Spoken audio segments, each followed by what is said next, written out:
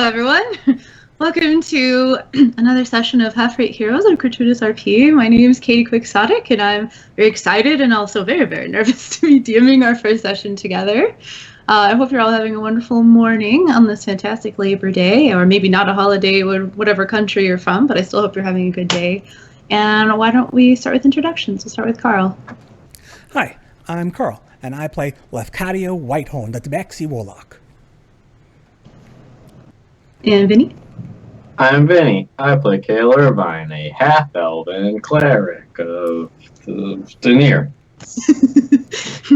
Of that god I've followed. I don't know, something like that. The hell was that guy's name? And John? Hello, people. I am Wampum Thunderbelly, your battlemaster dwarf for the day. For the day. And Graham? Hi, I'm Graham, or Graham Crackers. I play Tazzle, your Shattered High Necromancer. And last but not least, Casey. Oh, you know it's coming. I am the Hobgoblin Azamar, champion of Timor, and the Planeswalker Big Fire Chicken, she who'd fight the storm, not the boss of Neverwinter. I almost had it. You're so close. Oh, I love it. So I don't know if we have any announcements or housekeeping things to do before we do a recap. Anybody have anything? Okay. All right. How about who wants to do a recap of your last session? I've voluntold someone. Would it be weird to offer somebody else up? Not weird. Because there happened to be a very impactful and important thing that happened to one of us last session that would love to hear their take on. Okay. Who would you like to suggest? That's Vinny. I was thinking John. John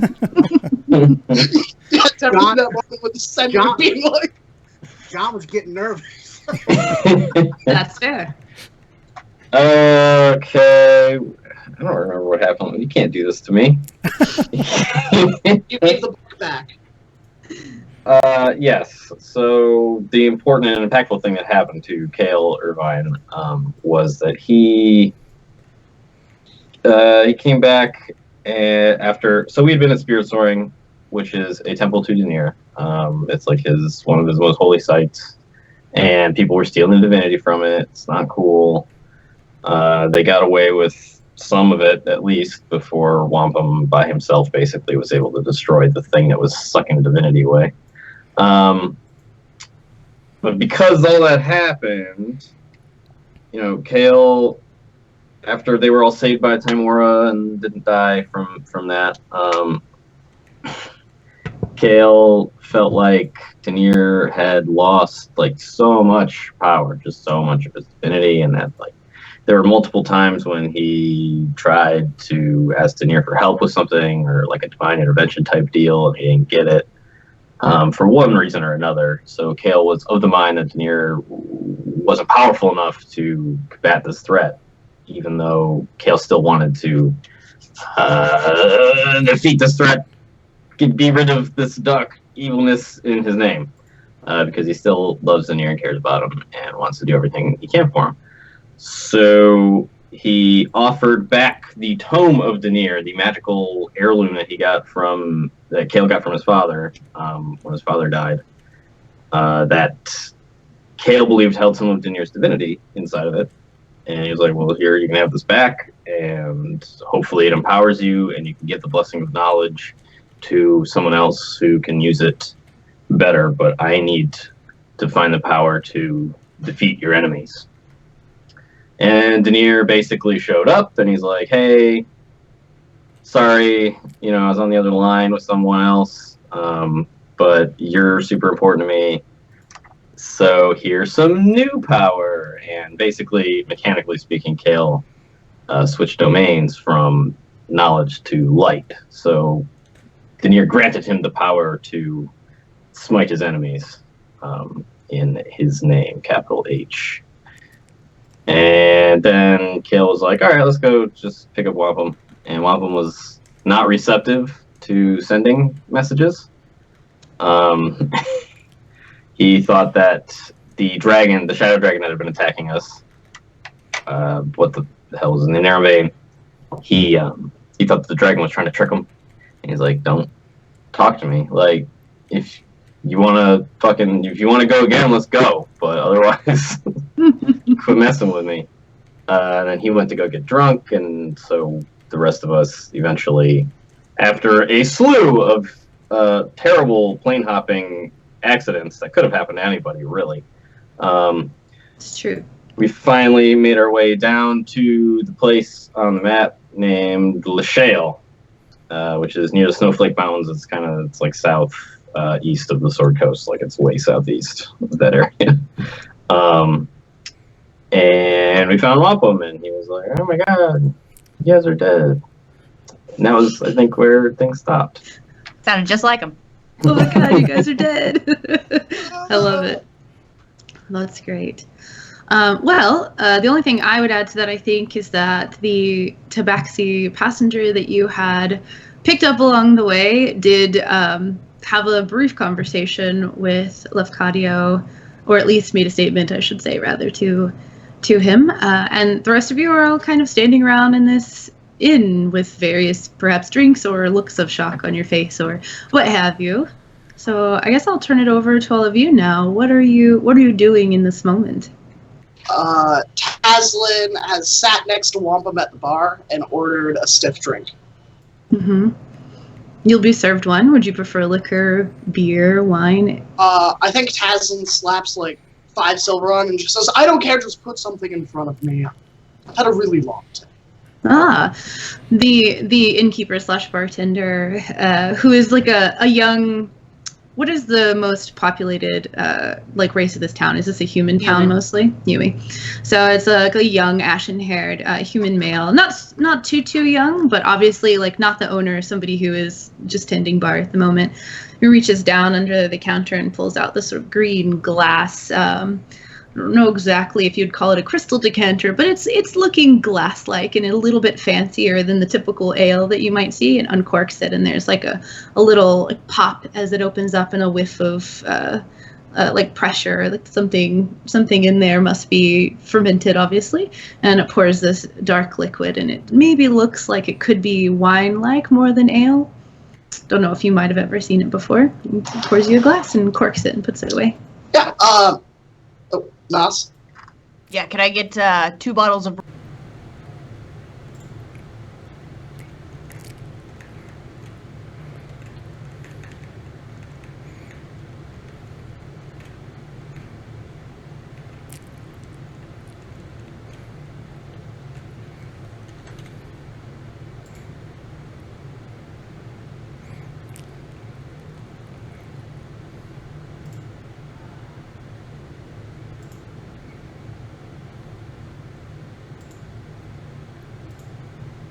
A little nervous, thinking like, I don't know if I've ever sold a whole bottle before. It's 4 gold? I'll give you 2. That's generous. Okay. Okay. He takes it.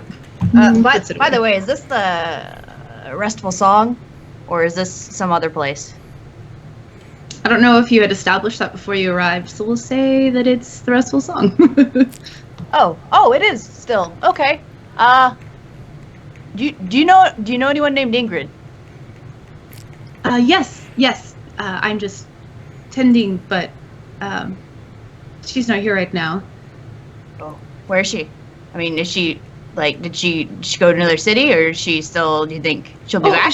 She's just getting some more food to cook. All right, she'll be back. Okay, all right, cool. We'll just behind a bottle, just sink down in a chair. Tazin will swig his drink and like lean over to Nas. So who is this Ingrid person? It's a like really old friend, as old as they come, honestly. She was the girl that I stayed, whose family I stayed with while I was here a little while ago. No, a long time ago, not a little while ago. I'm a little nervous about seeing her again. You'll do fine. I mean, what's the worst that could happen?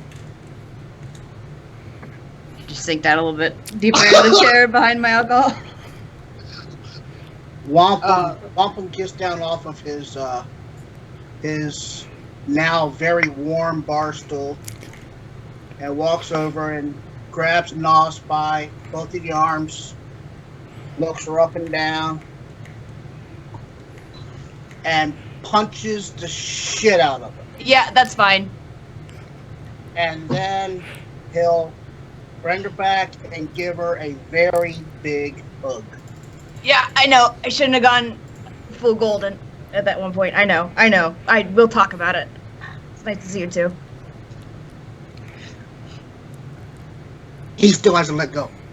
I'm okay with that. I'll just drink over his shoulder. Just stay here with the dwarf attached. He's got a couple of his spikes in me at this point too, so that it would be painful to dislodge forcefully. I would like a refill and a few drinks for my friends over there.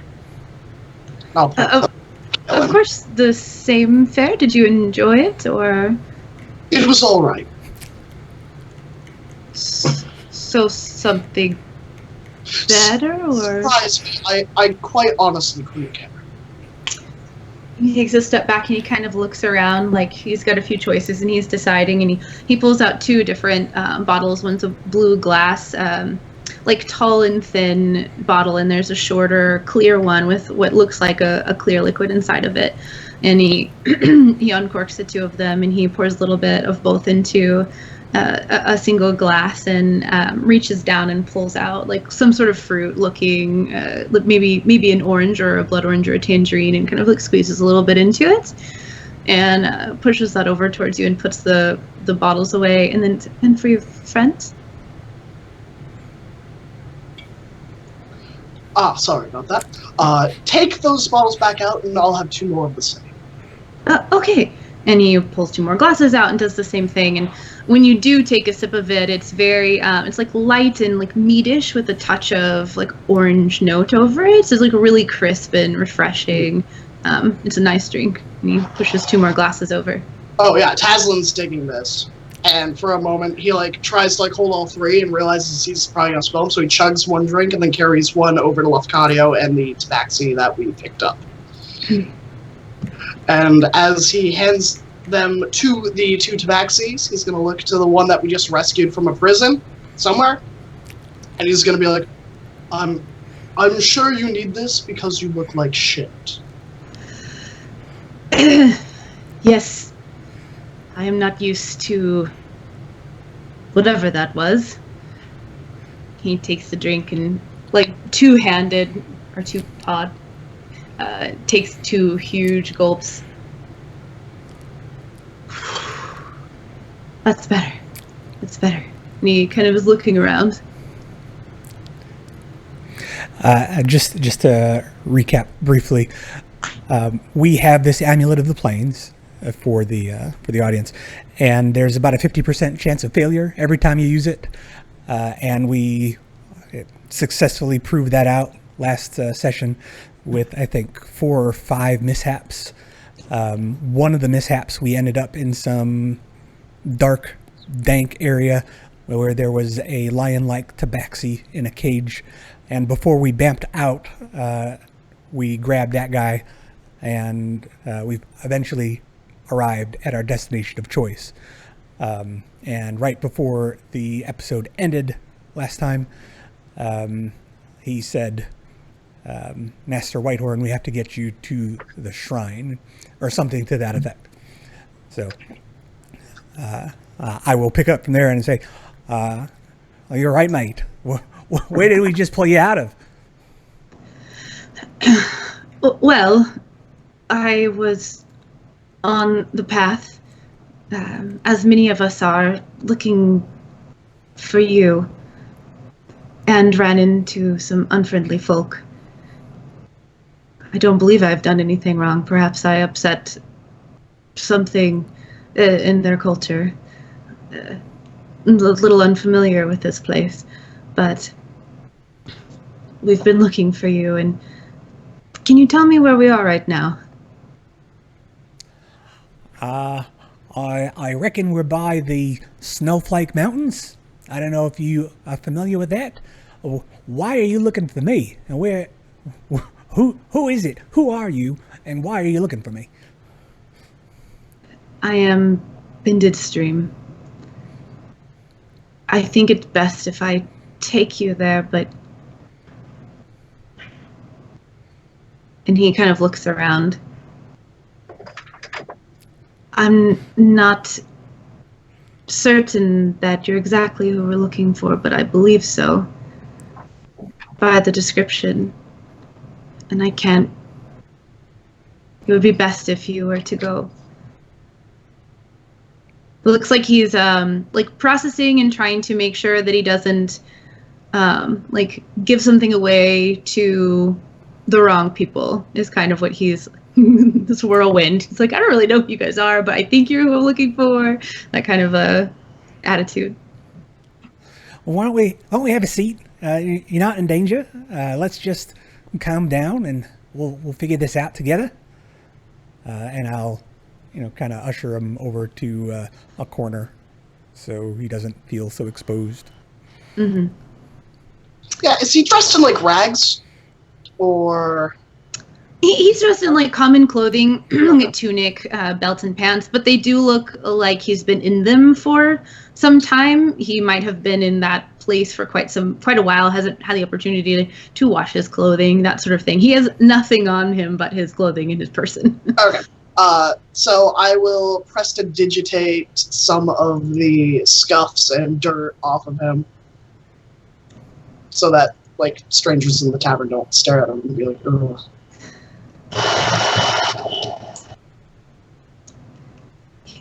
He, obviously casting a spell, maybe not necessarily knowing what you're doing, but he looks over to you and says, "Thank you. That is a kindness." Don't mention it. And makes his way following over Lefcadio. What are you doing during all this, Kale? Just watching. Just watching? Okay, that's fair. So he'll take a seat at some corner table with you and looking a little pensively, perhaps. I am a follower of one whom I believe you also serve. And they are calling for you. Well, I serve Nemanian, mate. I have a direct line of communication. Is that who you're referring to? Yes. He sent you personally to me? He has spoken to some who have sent us all out in search for you. There are apparently portents that you must know. I haven't been given all the knowledge, of course. It would not be safe, is what they said. Right. All right. Well, where are you supposed to take me? One of the shrines. I don't know where we are right now, but I will know which one is the closest.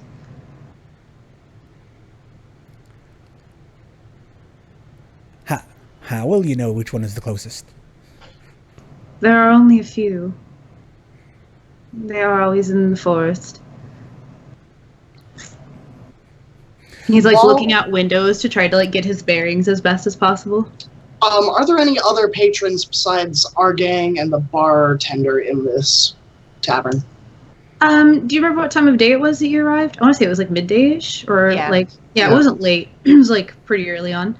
It's like lunch crowd has come in. Like inns are often places where people who aren't like working their own fields or plying their own trade will stop in during the day. And so it's not like full and bustling and lively, but there are several patrons seated around a few tables, taking in meals. And most of them were just kind of pushed back against the wall a bit by what initially happened as you all just kind of appeared and started talking and punching each other and ordering drinks. And they've since like relaxed slightly, as it seems like you're not here to start trouble necessarily.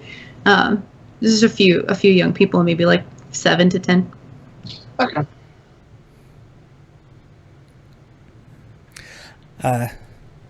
Mr. Bended Stream, sir. I mean, we've got a bit of a mission that we're on, and I think we feel it's quite important. And I'm not saying that I don't believe you 100%, but without more information to go on, I feel like I'll need to,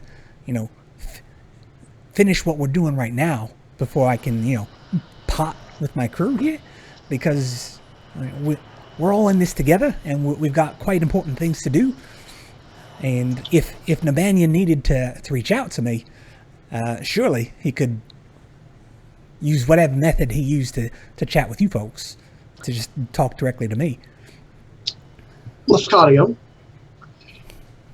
is it possible that they may have been searching for you because these issues are intertwined? That perhaps in some way our foes are draining his power as well, so he is unable to reach out to you?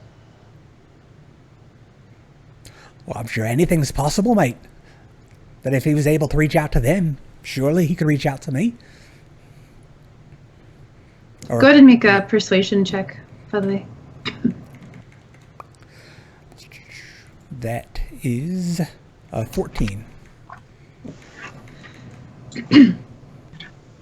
His eyes kind of dart back and forth at the two of you as you're having this conversation.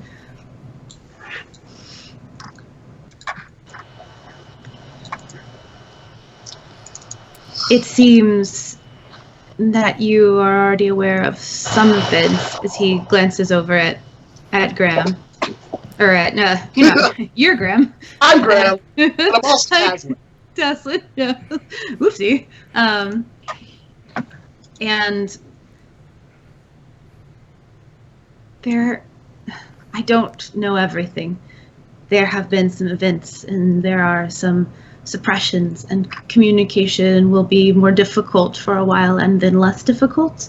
But there are certain places that are made powerful by belief. Belief is important. And when belief has no place to go, it strays and finds other homes. And these other homes have become conduits.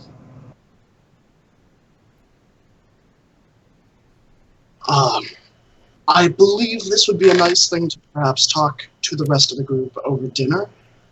But lunch? Is that not what we're having? And I'll waddle in from the background. Just alcohol to womp double 'em. fisting.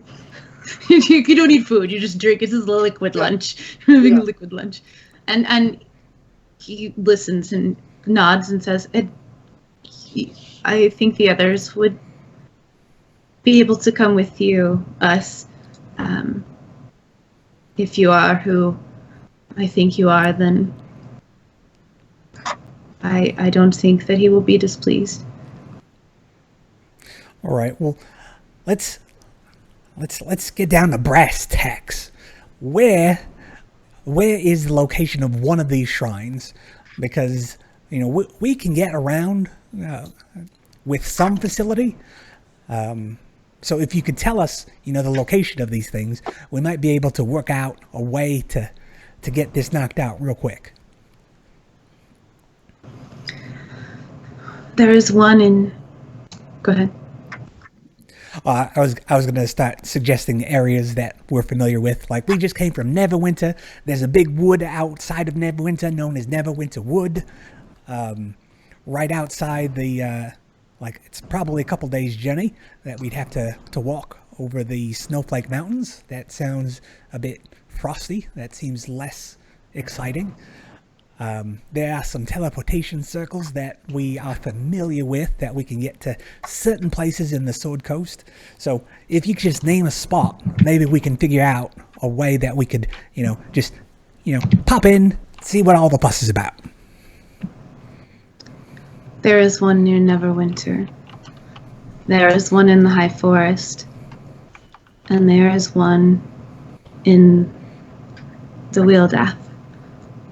I narrow my eyes a little bit because I know that the Gulthmere is actually pretty freaking close and it'd be relatively easy to get to.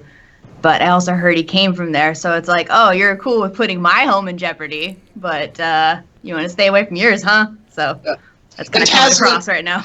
Taslin's going to take a seat, and he looks very unenthused. He knows this guy can't pay them, and he has very little interest in this. So he just kind of lets everyone else take the wheel. Well, Neverwinter sounds like an ideal location. If you know where the shrine is in that rather large forest. That one I have not been to personally, but I will see the signs and be able to find it, as you may yourself once we're there. All right. Well, then I will share with the group. Say, mates, this is Bended Stream. This is my mates. I know that we were gonna, take care of the stuff that's going on in the Shadowfell. Bended Stream is suggesting slightly that there might be a shrine related to my patron, the Banyan, that is possibly having the same thing happening. And before we left Neverwinter, there was I did catch a rumor or two of folks traipsing around in the forest. Some of them tabaxi, like me, and actually other large cats. So that what he's saying has an element of truth to it. So would you all mind if we went back to Neverwinter and checked that out? Not at all. Wampum pulls away from Nos, wipes her off. Thanks. Yeah, we be talking soon. And then he walks back to his corner, grabs his mug, and looks back at Lafcardio. What do you need, cat?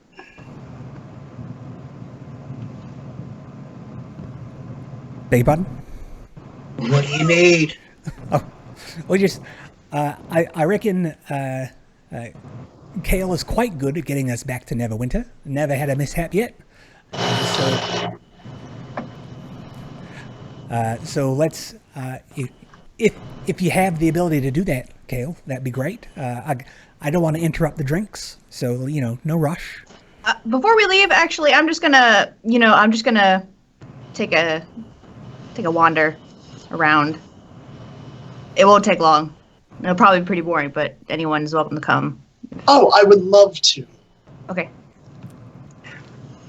Okay, so you're the two of you are going to leave, and everyone else is going to stay behind. Sounds like it. Okay. Where would you like to go? I would like to exit the inn, look back at the sign to make sure that it is still the restful song, and then I'll notice the wear and tear on it and how it needs to be repainted. And actually, you'll see that the sign has been repainted and it looks pretty recently. Oh, yeah? Okay, all right. And I know that Ingrid's around, so maybe she took over the inn. I'll keep walking, and it'll be stuff like, I know that piece of pavement. I know that post. I know the end of that. It's like small rural stuff like that. There's nothing particularly interesting in a town like this, but every little landmark, every tiny little stupid, negligible thing is something, and it has meaning. And I know where the pansies grow right over there, and the white flowers grow over there, and it's because the field is well fertilized. And at some point, though, as I'm reminiscing and the wind is blowing through my Cape of the Mount Bank, and I'm looking all cool and heroic, I'm gonna turn to Taslin and say, "Did I ever tell you? Has anyone ever told you about the time that we all met? Me and Wampum meeting Lafcadio and Kale?" No, I don't believe you have. You gave me the gist of the crystals and what was going on, but I don't believe we talked from the start. It's actually kind of a funny story. It wasn't. We met at a tavern, And it was shortly after we had been invited to Neverwinter to take place in the competitions that were going on for the new Lord Protector, who ended up being Janice. We were sitting in a tavern, and we had just gotten done with taking off the head of one of the assholes that had a hand in the Thunderbelly attack. And he had this thing where the whole clan is they're living through wampum out here. They kind of, like, wampum was the one that said, I'm going to go do this. I'm going to go get revenge. And so the clan was like, well, we have to stay here and, do home stuff. So you go do that and we will live through you. So we found somebody just before we went to this tavern, and we cut his head off and we put it in a box because his mom likes confirmation that whoever we say is dead is actually dead, because you know how it is. You know how it is. Oh, yes. So we had this head in the box, and the head was leaking, and we had the box on top of the table, and it was like a pretty nice establishment. So there's a little bit of juice leaking out of the bottom. And then Lafcadio and Kale were like 2 booths down from us, 2 in my back, and Wampum could see them. And they were like, yo, your box is leaking. What's in the box? and so we were like, well, we don't want to like involve anyone in our business, especially someone that's in the cities, because cities got rules and stuff, but this is our deal, not theirs. So we didn't want to bring him in on it, but we also didn't want to outright lie to them either, because we didn't feel like we were in the wrong, but it just looked like it was a bad look. So we went out back. How bad looks. Yeah, so we went out back and we were like, you want to see what's in the box? And then what happened? And then I think it was Lafcadio that opened the box, and he took a peek. And he was like, oh, that's nice. And we've been friends ever since. Oh, dead people, bringing people together. Yeah, Ugh. this guy was an asshole. I didn't meet him, but I'll take your word for it. The world's better without him, for sure. I surmise it's that way for a great many people. But it's funny that you're all still together. Yeah, what's also funny is we didn't get along at first either. It was a little bit disjointed. I once hit Kale in the head, like, for play, because he did something that was like kind of picking on Wampum, and this was before we really knew him, and that he was like generally just rough like that on the outside. And I hit him in the head, and he turned around at me, and I swear, not even like that was the only time, and not even to this day have I been scared of him, except for that moment when I touched his head. Don't touch Kale's head. I would not touch Kale unless I had to. Yeah, good call. But Wait, go ahead. oh, you can go. I was just say while you're having this conversation and pointing out your landmarks and reminiscing about your time spent here and old days, are you heading any particular direction? It's a very small town. You can literally just walk down the strip and kind of do a once around, and It won't take that long. I guess a better question is, are you looking for anything particular? No. No, Okay. I'm not. I'm trying to just see what I used to see, and I guess I'm picking up on what is worn and what is not. And like pick out small changes. Yeah. Yeah. Should I roll a perception check to see if Nos is doing that, or would that be something reasonably Tasman would be like, I'm familiar with this. I've lived hundreds of years. I do this all the time. I think if Taslan is the type to reminisce about places that he has spent time in before, then I think that the signs would be pretty clear unless Nos is trying to hide that. Yeah. Okay. So Taslan will give Nos a pat on the shoulder, and he'll take like a deep sigh, and he'll go, one thing I've learned from being old, I know I may not look it, is that you need to cherish the memories of where you've been and who you've been. Because one day you may not be where you were or who you were. Hold those close. I'll give her a pat and kind of walk a few feet in front of her. I'll just hug him. Screw it, I'll just hug him. He needs more hugs. He'll let it happen. Slightly begrudgingly, it seems. Not begrudgingly, maybe, but just like, ugh, okay, all right. It's like when a cat is like, pet my tummy, but don't really pet my tummy. I love it. I feel full like I'm in control of this conversation when it's just me and Tazlin alone. So I'm gonna mess with him a little bit. I'm gonna as after hugging him, I'm just gonna pick him up, put him on my shoulder, and we'll start walking back. This isn't the first time. Tazlin's just like, oh, this is what my life has become. Yep. This is who I am now, I guess. I suppose I should be happy that I don't have to walk, but It's basically like being carried on a litter, in a way. yeah. I mean, if Tazlin got annoyed, I think he would just use his ring of invisibility, so it makes her look like she's carrying nothing, and just like pantomime carrying something. I love it. And as you're walking through, you do notice that while the town itself hasn't changed a whole lot, small places rarely do. They're almost like time sinks and portals where time does not pass, it seems. It looks like they must be doing well for themselves because old signs seem to have been repainted, some more freshly than others. You can see patching in roofs and sides of buildings where before that might have been a little bit more worn down. Maybe there's like fresh mortar over a crack in the stone wall, or there's fresh like wooden planks where there were slightly older ones before. So slowly but surely, things are like improving at a slow rate, if that makes sense. Like over time, people have just invested a little bit into sprucing things up. So Yeah. no like overall changes, but a little bit of like, I'm like, if she would be glad that they were doing well. It's like there are obvious signs all around you that they're not like actively hurting. Yeah, this place was slowly crumbling into dust last I was here, so this is very nice to see. And I guess when I head back to the tavern with Tazlin up on my shoulder there, I'll pass by the bartender, and if I don't see Ingrid, I'll ask him to just simply let her know that I was here. My name is Nos. Okay, yeah, I can do that. He says like a few times, like silently, like in his head, like he's memorizing it. Oh, Okay. and she's going to pull out 2 more gold coins, whole gold coins, and say, get a drink for everybody in here. The shale has done an amazing job of sustaining itself. Of course, certainly. Here's a reward for that. Thank you.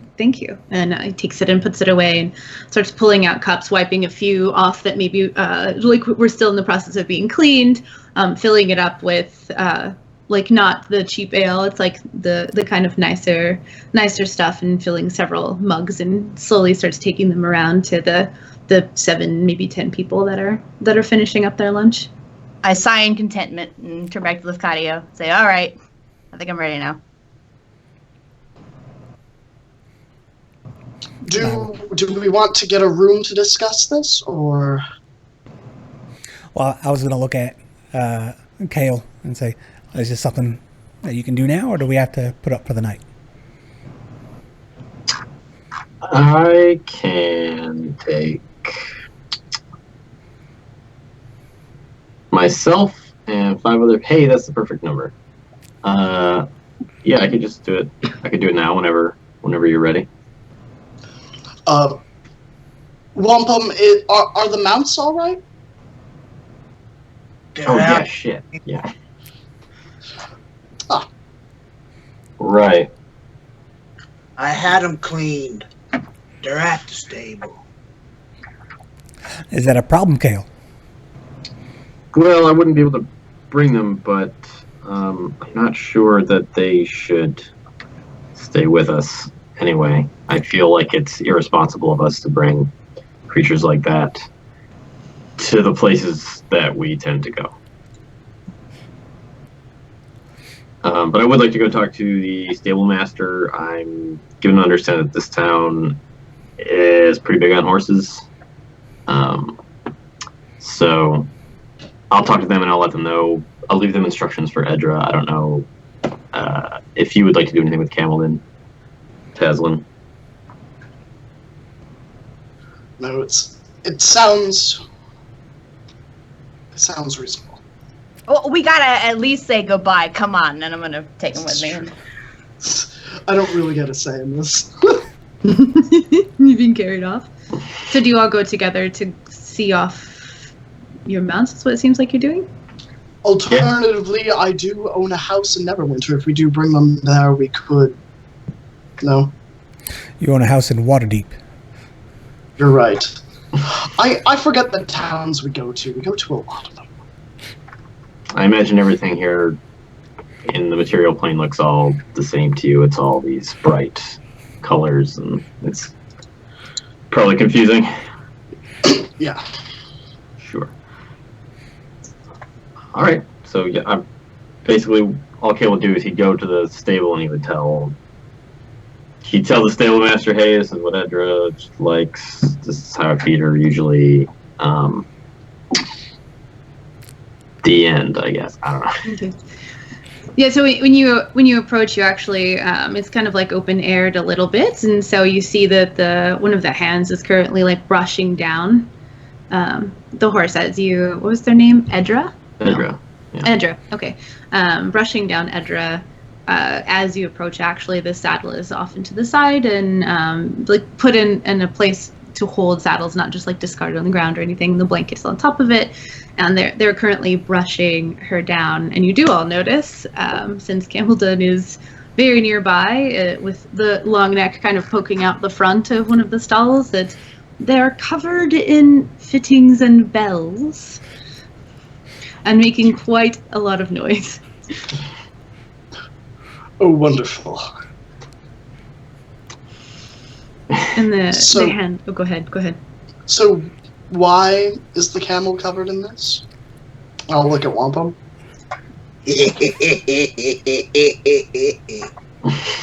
Oh, she's pretty now.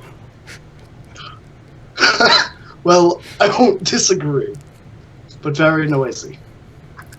Yes. You coming. That's fair. But if they can hear me coming, they know where you all are. So I'm gonna walk over to Edra, and I will. I'm gonna get a little clay thing, a little clay triangle thing out of my bag of holding, and spin it for a second, and then stop, and cast a tongue spell.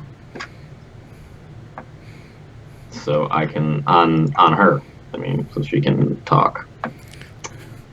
Is it the sort of thing where like she makes normal horse noises, but you can understand it, or is it like telepathic? I'm pretty sure. So it's the target speaks. Any creature that knows at least one language can understand what it says. So like, I don't know how you would describe it. Yeah, that's weird. I think it would be like normal horse noises. It'd be 'Cause to me, it normal- sounds like speaking in tongues kind of thing, where it's Right. like, yeah, But we would just understand. like it, parcel tongue? like, yeah, exactly. yeah. So I do that, and I've done this to her before. We've had conversations in the past. Mm-hmm. I say, "Hey, Edra, I'm glad you're okay. Glad everything worked out for you. Excuse me. We have to travel very far, very fast, and I have decided it'd probably be best to leave you here. Is that okay with you?"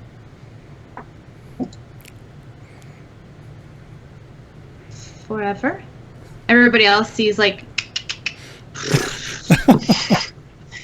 Well, so anybody can understand her, I think, at this point. oh, anyone can. Yeah, any creature that knows a language and can hear the target understands what it Oh, says. just kidding. Darn, that's slightly less funny. No. So so people in the distance, perhaps, I guess, might not understand fully what's going on, but you all hear. And she just simply says, forever? Potentially. Kind of like tosses her mane a little bit and looks around. They're nice here. Good. Well, thank you for all of your service. I appreciate it immensely. I know you travel to a lot of strange places that most horses never go to. Hopefully, whoever takes care of you from now on will maybe do the same or just, let you lead a normal horse life in peace. We have had many adventures. I will miss you. Aw, Kale. I'll miss you too. If I can, I will make an effort to come back to see you in the future. If I'm not, dead or something. Come back. I'll stay. Okay. Great. And I'll turn to the stable guy and I'll be like, Who is standing there? I will say, yeah, sorry, I know. You'll get over it. How long does this last? An hour, so you'll be able to communicate with her for an hour and she'll be able to tell you anything that she wants. What's your favorite food? And it looks at her and she's like, sweet feed? Well, that makes sense. I should have guessed that. Okay, sorry, yeah, what were you saying? Yeah, right, so you can handle that part. You might have noticed that she is floating 4 inches above the ground at all times. Kind of weird. This has been an experience, I have to say. Just all of... Oh, I apologize for that, but I'm here to teach, as always, in Daenerys' name. She's floating above the ground. She's wearing these horseshoes that let her do that, so she can run over water and all that stuff. As long as she's wearing the horseshoes, they can be transferred to another horse or creature with hooves, if you would prefer. But as far as I'm concerned, they belong to you now. As well as the splint mail barding she was wearing when she came in. I assume she's probably not wearing it now. It's like carefully folded with the saddle and the blanket and the bags and stuff. If you had saddlebags, I'm sure you did. I'm gonna go get all my stuff out of them first. That's probably a good decision. I'm sure I had a few things in there, even though I have a bag of holding. So I'll just take all that crap out and shove it in the bag of holding.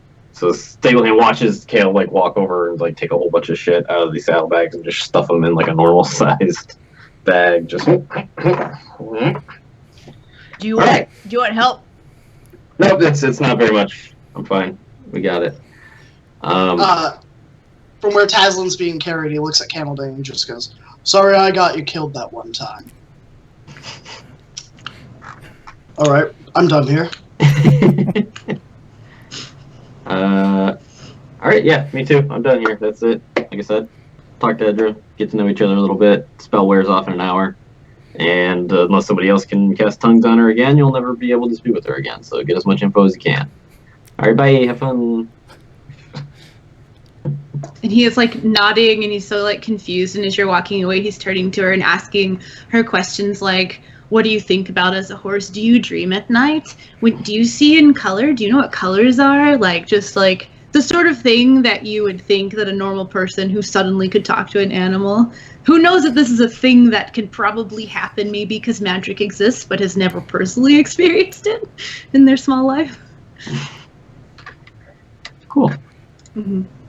That's it. Other than that, I'll turn to everyone else and say, okay, now I'm ready. If you'd all like to go back to Neverwinter, all I have to do is say the word. It's Kale, man, I remember when you bought those horseshoes. I think they were pretty expensive. Are you just gonna give them away like that? Sure. Any more questions? I know it's usually my place to nitpick that you could potentially resell these and make some lost profit, but they're yours. You do with them as you want. And he will, and this is it. Exactly. I have no qualms with going back to Neverwinter. Great. He looks at everybody in turn, fucking, yeah. No objections. Bended Stream, we're going to do that transportation thing again through magic. So just, gird your loins. Okay. Yes. Great. Then Kale says the word home in Sylvan. Why not? And cast the word of recall spell, and that will take them back to the biggest library in Neverwinter. Now, this is the first time you've cast Word of Recall since you've adopted new traits, correct? Yep. Yeah. So what did it look like before? What was the effect of your magic when you have cast in the past? Was there any visible component to it at all? Not for Word of Recall. It's just a verbal. He just says the word and it happens, I guess. Okay. No shimmer in the air or anything like that? I'm sure there's something magical happening.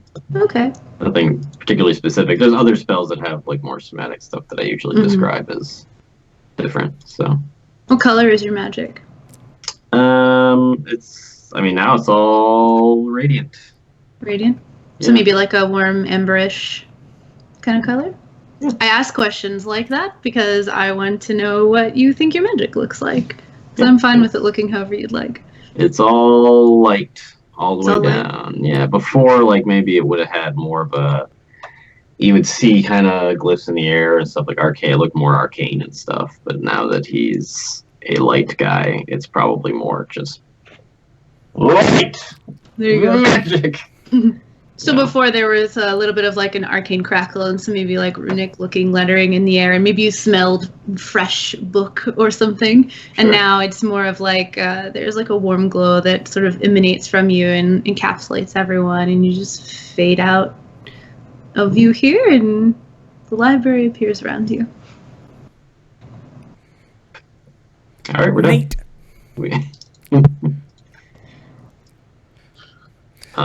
You're right, Bended Stream. That was much... And he stops and he looks at Teslin. More... Should I roll an investigation check? Pleasant than before. He looks like he's definitely choosing his words carefully to not say, the other time was shit, but this was pretty okay.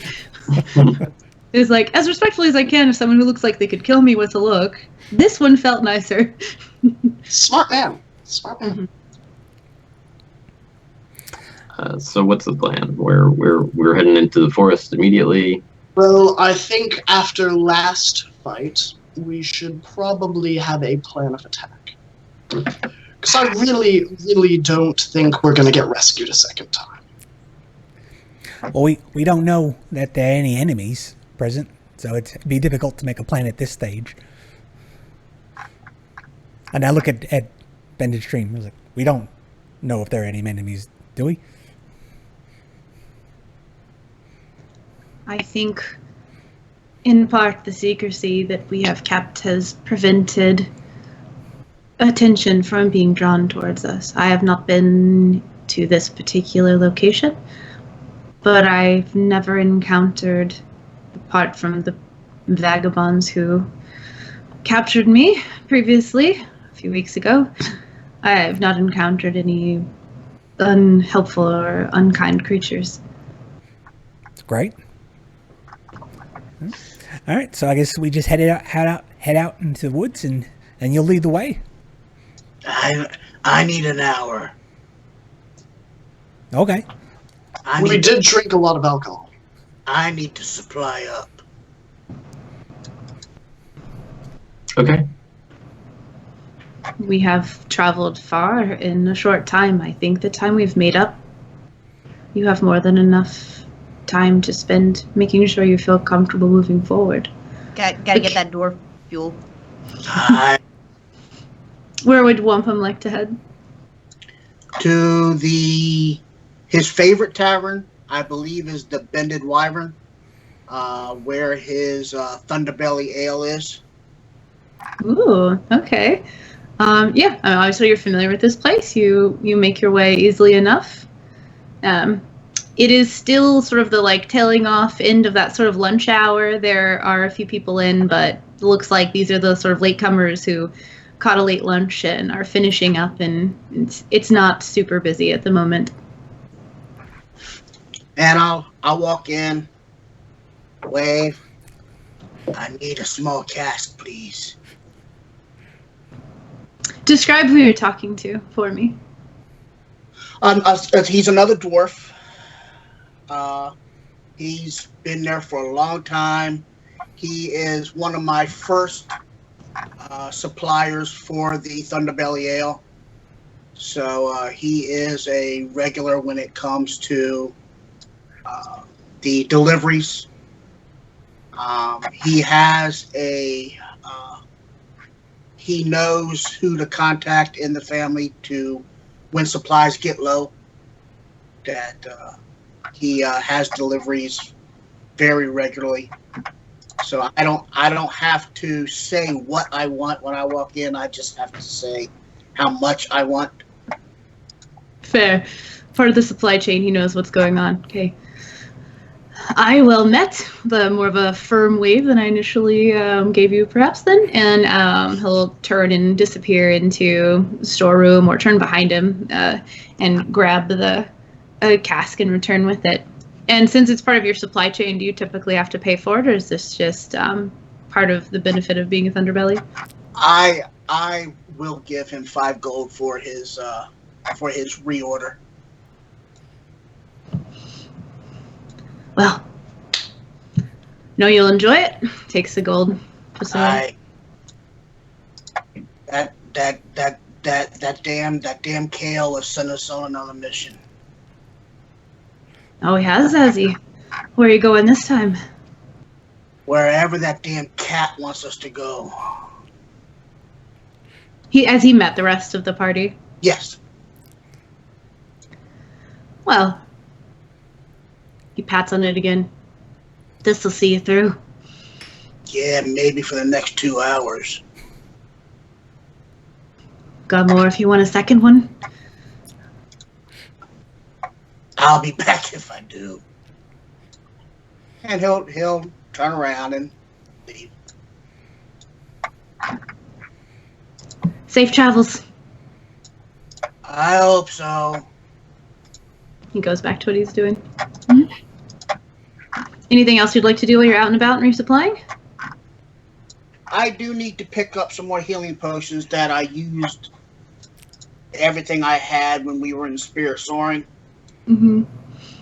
Do you have a typical alchemical shop that you visit, or are you just kind of looking around for the closest thing on the way back? Closest thing on the way back. Okay.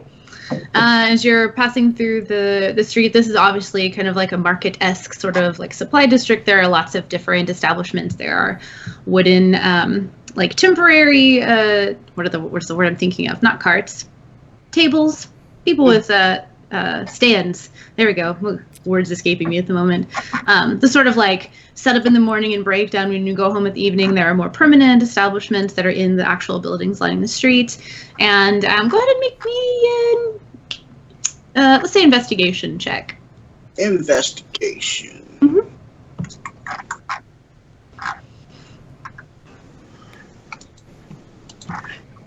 Oh yeah, a big old 5. 5. And you're glancing around and you're seeing a lot of textiles, food, leather workers, blacksmith, okay. And eventually, it takes a little bit longer than you would have preferred, but you do come across sort of one of the breakdown sort of stalls that's kind of like set off out of the way. It looks like it's a little bit freshly made, so it doesn't have like a prime real estate sort of spot because they look like maybe they're new in town, new on the scene, traveling through, have a bit of a newer setup going on. But you can tell that it is alchemy because there is a painted sign on the top that just has a mortar and a pestle. I'd be looking for your healing type ointments. Okay, and you see there's a half-elven woman. She's probably in her mid-20s or so. She's got long brown hair and like this kind of amberish almost color eyes. They're like that sort of goldish in the middle and brown on the outside, and they're a little sparkly. And just, I've got a few of those. How many would you like? I have some individuals that at times are pretty dang needy. So I need, to supply back up, I'm going to need 2 superior, 5 greater, and another 5 regular. What you got? Okay, let's see. Superior, those are difficult to make, but I think I might have a few of those around. And she starts she's got little crates back there in little chests, and she's opening up things, and everything's like packed very carefully, and you can see like bits of cloth being removed. It's like she's digging through all these like vials and little like pots of things, and the price of these individuals escape me, but let's see how many she has. I started to grab my actual dice instead of rolling over here.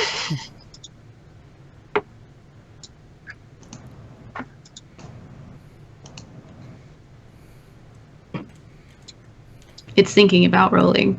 All right, roll 20. Don't fail at me now. It just says rolling the dice. ... 81. Ah, perfect. Okay. She does have one superior, 4 of the second tier that you requested, and all of the lowest tier that you requested. That'll work. That'll work. Okay. I was like, we're in a town. I definitely should have had some prices up. Superior healing potion.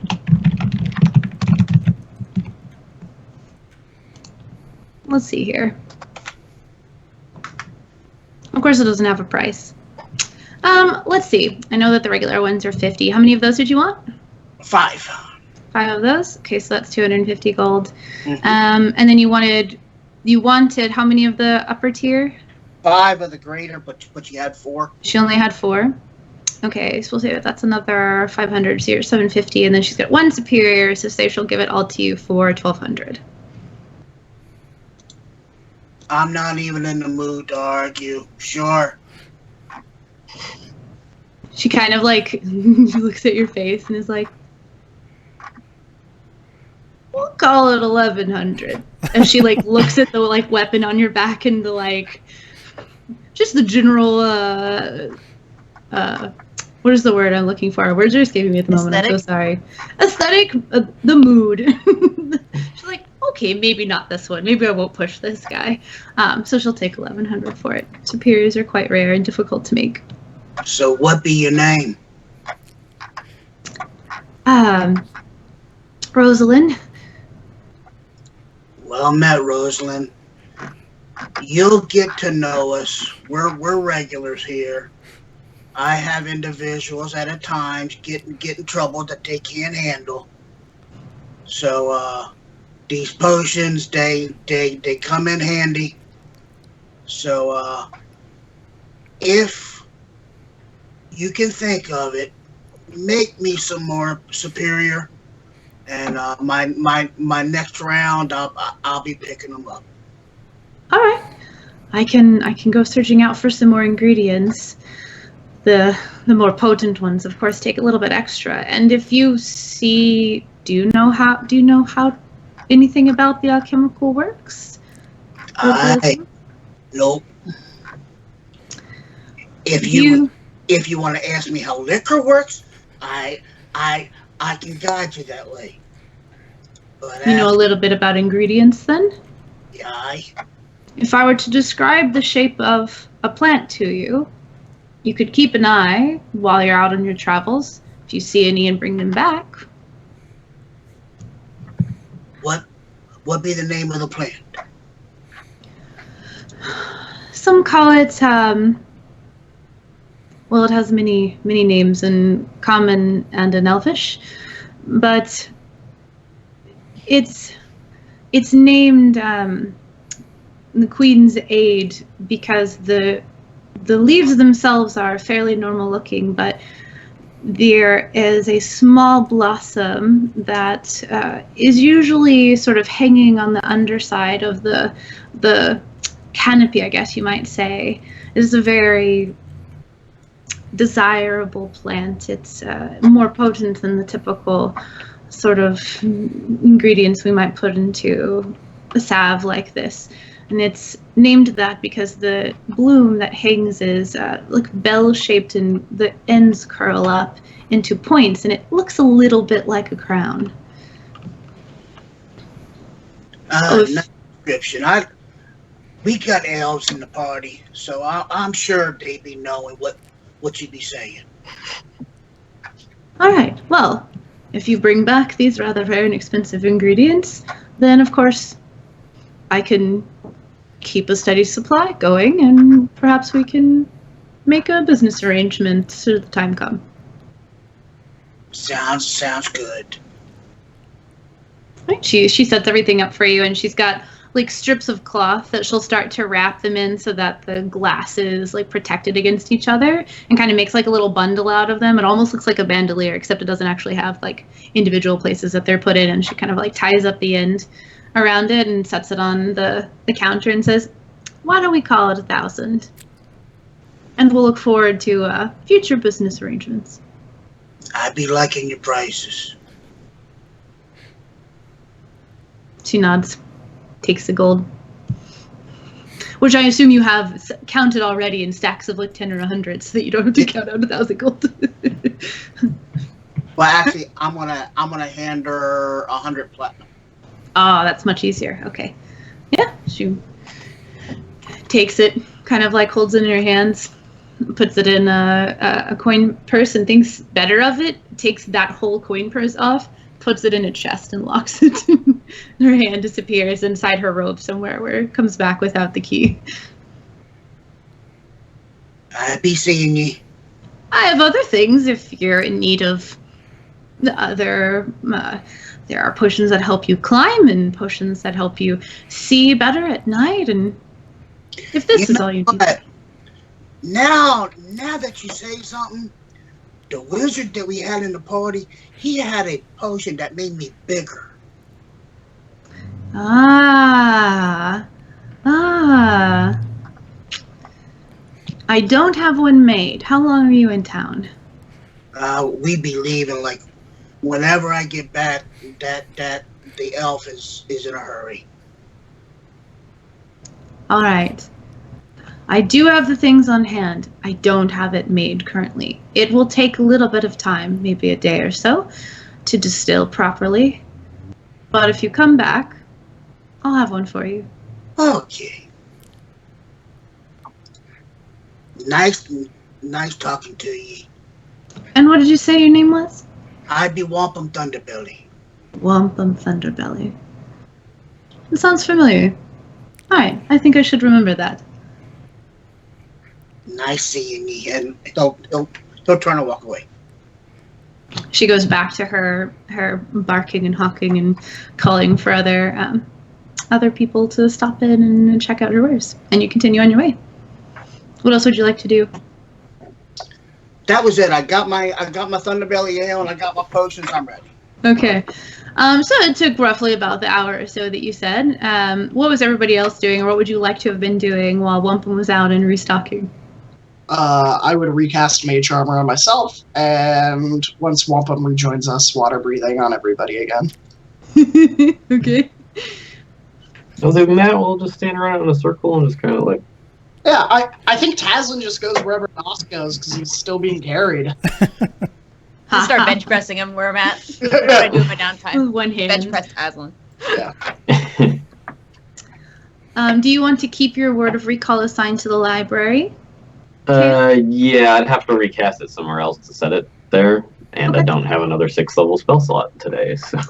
Sounds good. All right. Oh, sorry. Go ahead, Kale. Go ahead. I do, just as a housekeeping thing, I will cast I'll Death Ward myself.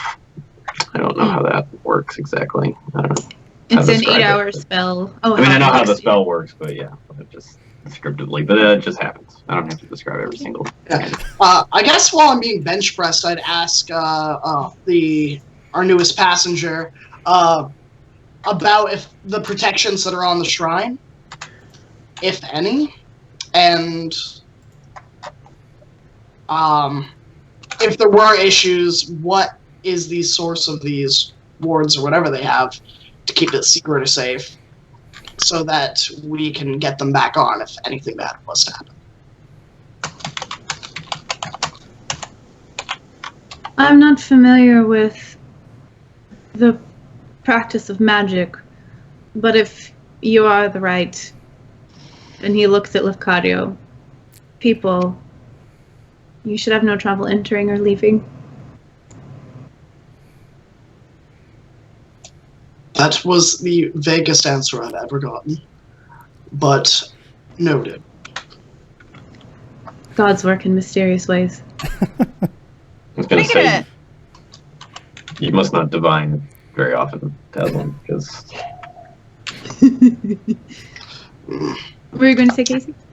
Just can I get a read on if that this guy's been a straight shooter with us thus far? Because this is some pretty big stuff we're dipping into, and we've been burned before. Yeah. Fair. Make Can an I insight aid check. her in that?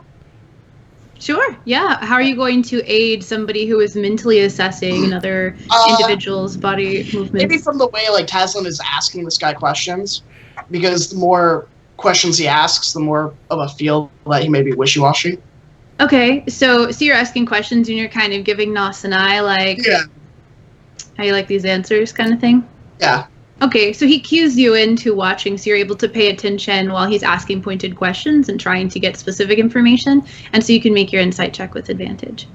Okay, I got a 17. 17. I would say, obviously you can't outright tell if someone is telling the truth or lying. He looks very earnest. He looks like he has been like wearily on a mission for a long time, and like he has finally found what it is that he's looking for. And the slight impatience seems like excitement, and the sort of like cryptic answers from time to time seem like fear that something bad could happen if it's like he's stopping and he's measuring his words, and he's not looking around like he's trying to make something up. It's more like stopping, pausing, thinking about what he wants to say and saying it, and there's still that earnest delivery that comes with it. I got you. That's a really good description. So yeah, I could get the same sense if he was being nasty towards us, trying to get away with stuff, but I'm not getting a sense of getting away with stuff. I'm just getting a sense of haggard towards the end of the mission. Yeah. Okay. He's tired, but not shifty-eyed. He's pausing to contemplate, but there's no physical tells, and there's no like tone of voice that doesn't sound forthcoming. If forthcoming, but not like there is definitely more information, but it's not being shared out of like, oh, you'll find out, won't you? Kind of. Yeah, like, more there's just no attitude. reserved. There's a wise reserved. Yeah. Like someone who is out of their depth and has a great weight on them. Yeah, I got you. All right. Yeah. Yeah, I'll kind of look at Taslin and be like, Yeah. As he's being looked like. By the way, what does your magic look like, Taslin, when you cast Mage Armor? I think it's invisible. I think that the benefit of Mage Armor is that people don't necessarily know that you have it on yourself, so they're just assuming you're going to be an easier target than you are. Fair point. Does it do anything when you cast it? I think that when Taslin casts it, there's like a sheen that would like kind of show up for the briefest of seconds and then kind of vanish. Okay. All right. Wonderful. Sounds good. And So? I guess I'll also summon my familiar. I might as well while we're waiting. So Okay. Taslin will pull out his 10 gold pieces worth of charcoal, incense, herbs, or whatever. And I think I purchased like a little brass brazier, and he just kind of puts it in, lights on fire, and out pops his little fey raven, Iskar. Okay. Yeah. So you light the incense. You perform the components and the actions needed to complete the spell. And the incense, as it's burning, the smoke becomes really thick. But it's instead of rising up and disseminating the room, it looks like it's sort of like building strength, and it slowly forms the shape of a bird, roughly. And then the smoke peels away as he kind of like not leaps out of it, but a bird who is like sailing and just kind of like pops down onto the floor. And what do you say it was a raven? Yeah, he's a raven right now instead of a cat. Ravens make such interesting noises. I was going to maybe do a bird sound, but ravens are like, bah, bah. So like, nah, it's fine. Yeah, they sound really Yeah, it's like this. Yes, that is the best way that I can describe them too. It's so interesting watching Raven speak. Does he? So he speaks telepathically to you because he's a familiar, correct? I don't. I think I can telepathically speak to him. No, yep, maybe. Yeah, I can communicate with him telepathically, but they can't speak. They can't do anything super special. Okay, except to let you see through their eyes. I mean, They I like could communicate. They can do like general like feelings, right? Yeah, Am I thinking of something else? Yeah, maybe, I don't know. I think it has all the stat block of a raven, so I mean, feasibly a raven, they're pretty smart birds. They could probably say, like, 1 or 2 words. Are ravens the ones that in order to get them to speak, their tongues have to be split, though? There's one bird where people actually have to split their tongues to make them speak.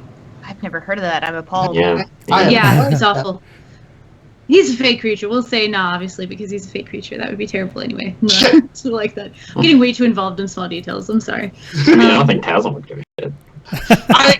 That's kind of a fair point. It's a fair point, but I don't think Taslin would do something like that for such little benefit. Yeah. It doesn't pay out.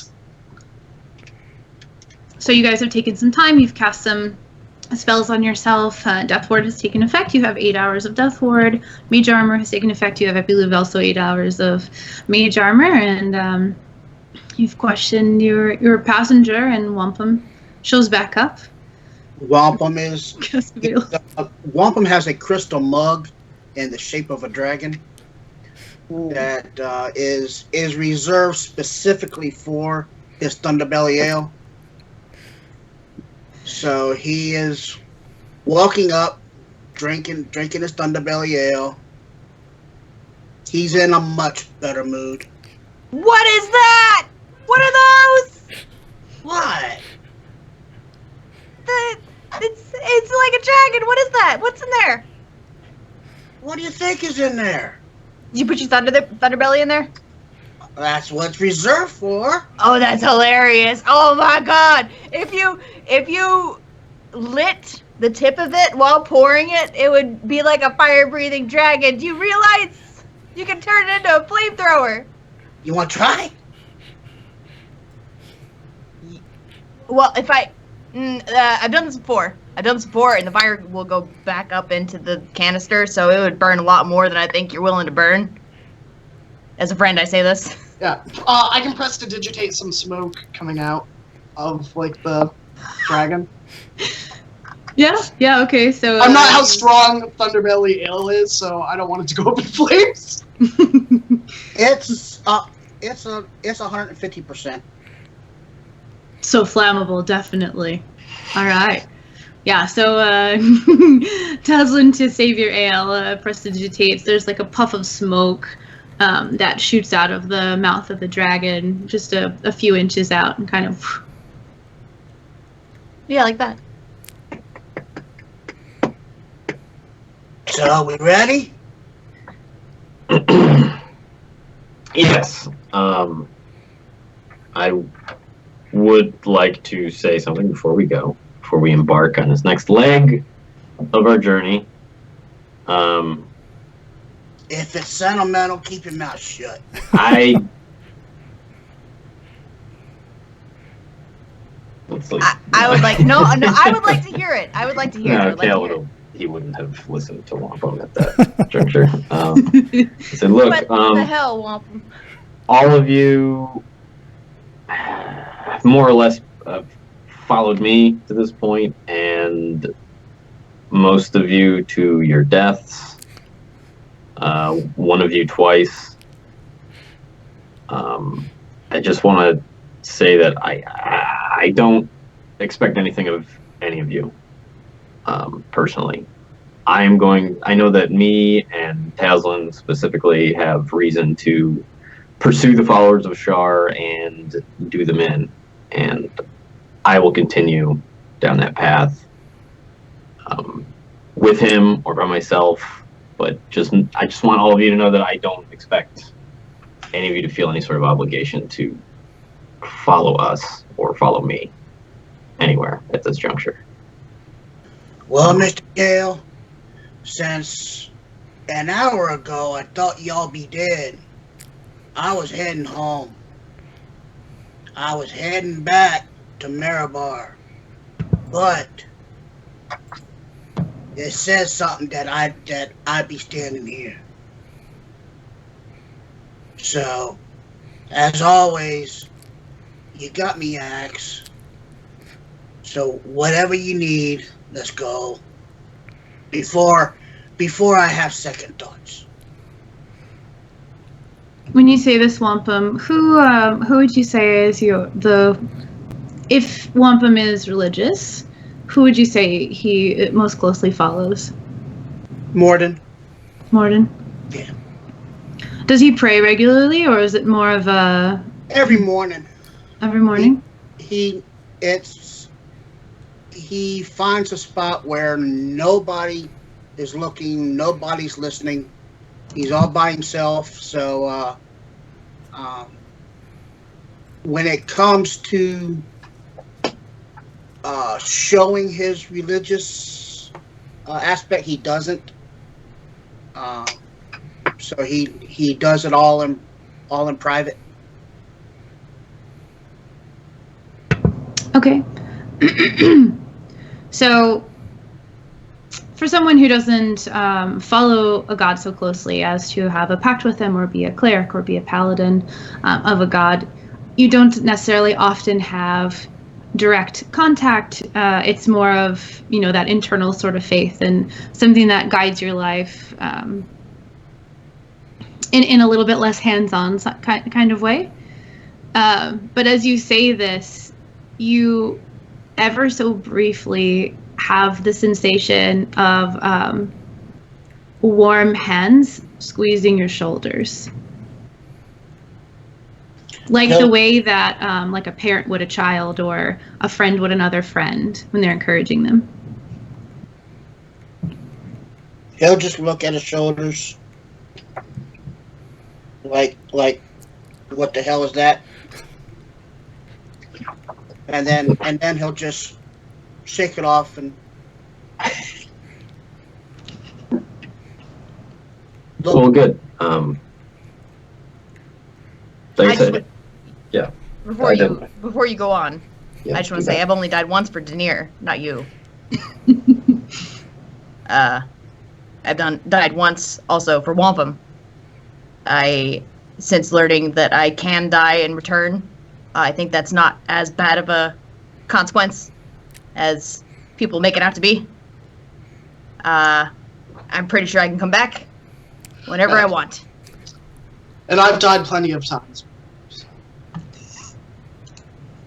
What is death? Well, great. Then let's go then. That's good. I'm glad you guys aren't afraid to die because.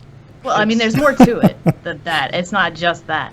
It's that we're doing the work of literal gods. We are each individually in representation on the material plane for one of them. And we know that they're all good guys. And we know that they're all on the side that we want to be. I mean, yeah. Can you put me down now? You've been put down. I don't know what you're talking about. All right, but the other side of that coin is that our enemies are all in service to a god or other gods as well. Yeah, bad ones, not good ones. Right. But they must have a reason for doing all of this. I mean, I don't think anyone wakes up and says, I'm going to kill the Raven Queen today for whatever reason. I don't believe that. I believe there are entities in this universe who could wake up and think that. Yeah, I'm pretty sure that's more or less what Char thinks. Yeah. Well, She's besides supposed to she wakes has up. several Shadar Kai on her side that are bound to the Raven. Their souls are bound to her. They have to be getting something out of this that they weren't previously getting, otherwise what's the motivation? Is all I'm saying. Y'all are talking way too much. Let's go. We can walk and talk. Yeah, he's right. Oh, yeah, let's walk and talk.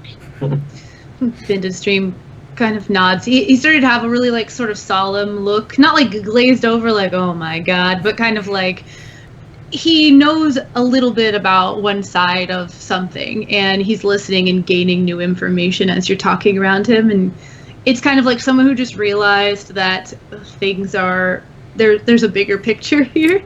So it's like, yes, we can continue on now. Right. Of course, So, we should move quick. so you said that there's like signs? Oh, you know how when we travel with Taslin's necklace, there's sometimes unexpected journeys that we take. Yeah. We caught up with this fella on one of those journeys, and he was apparently looking for us, or me more specifically, and he says that, or he's suggesting that what we've encountered at other shrines might be going on in a shrine just outside Neverwinter here, so he's going to lead the way. Oh, so we be swinging and fighting a lot sooner this time.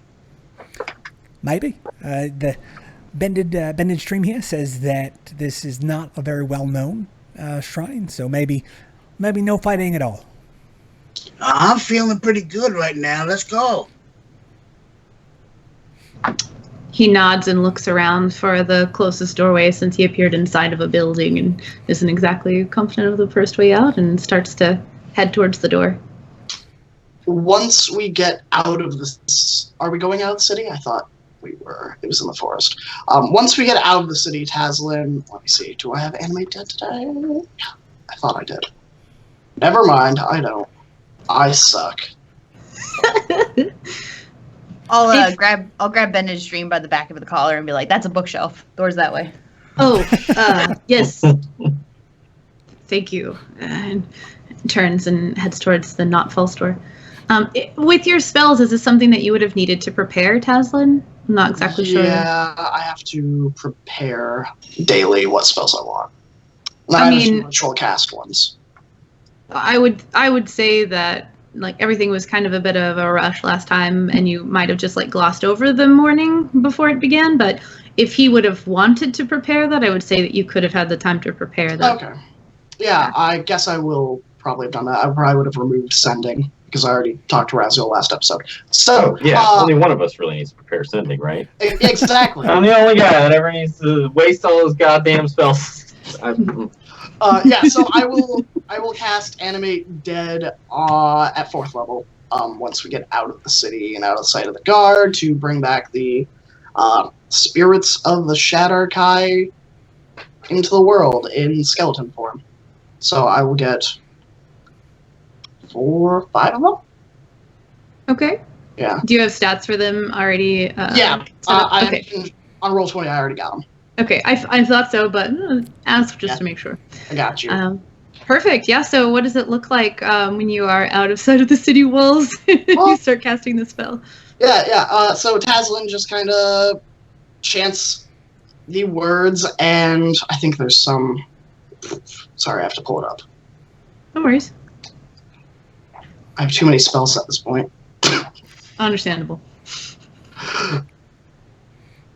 It looks like this. Yeah, it looks like. Yeah, Taslin is like. Magic. Yeah. You don't have So to look anyway- up like the verbal or material Yeah. components. More like, do they like climb out of the ground? Do they coalesce into being? Like, what They does it look like? coalesce into being. It's like made of the shadow stuff of the Shadowfell. They just kind of form like rudimentary skeletal bodies. Okay. And with like swords. They don't necessarily. There's the spell.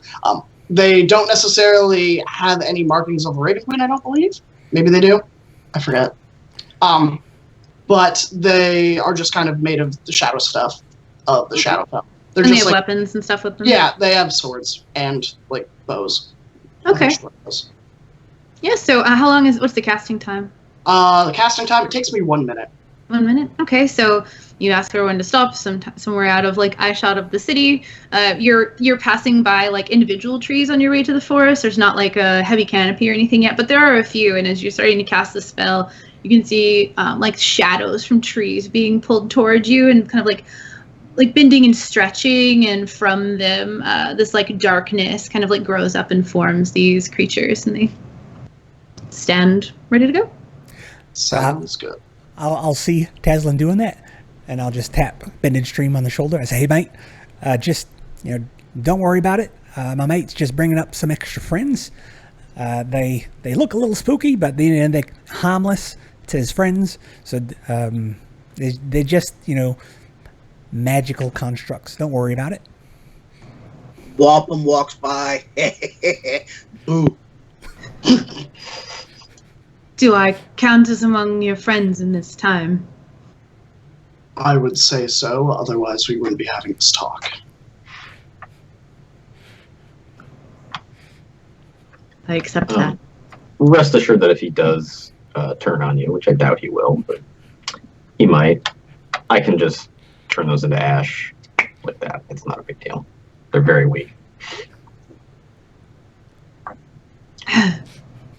I am honestly surprised you would think that I would turn against you after all the times I had a chance to do that. No, I said I don't think you would. Oh, I wouldn't. I count you all as friends, except for the new one. I count you as a good acquaintance, I suppose. Good.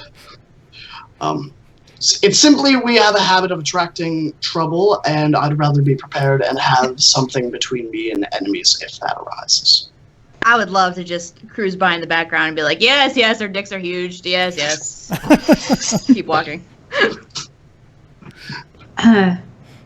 Well, if you are finished, then we can continue. Oh, lead on.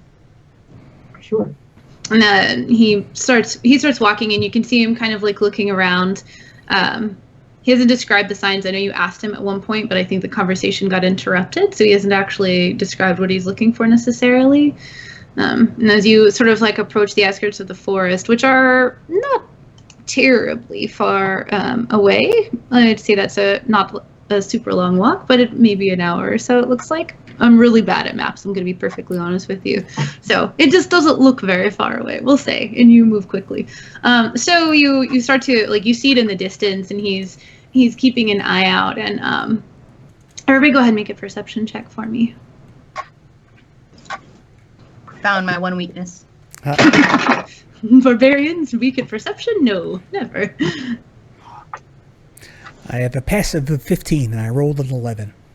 Okay.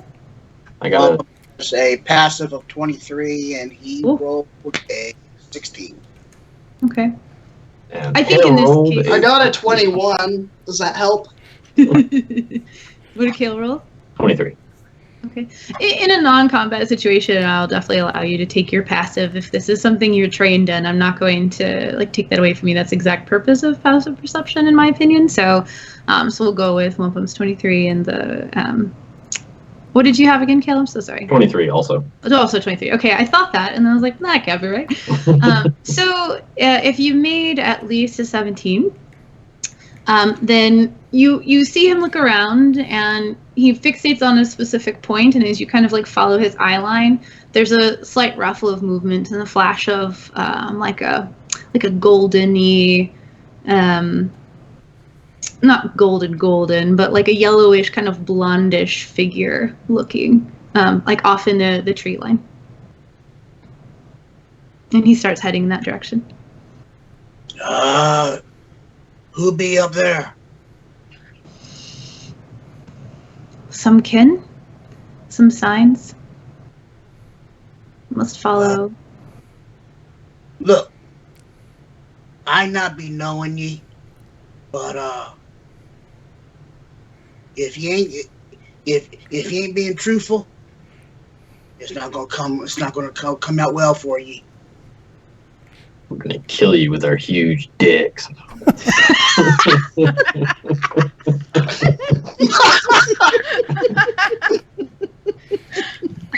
Mine's the biggest. Hey. Who's got the biggest? And store-bought is fine. No, so haha, I got you back. Oh man.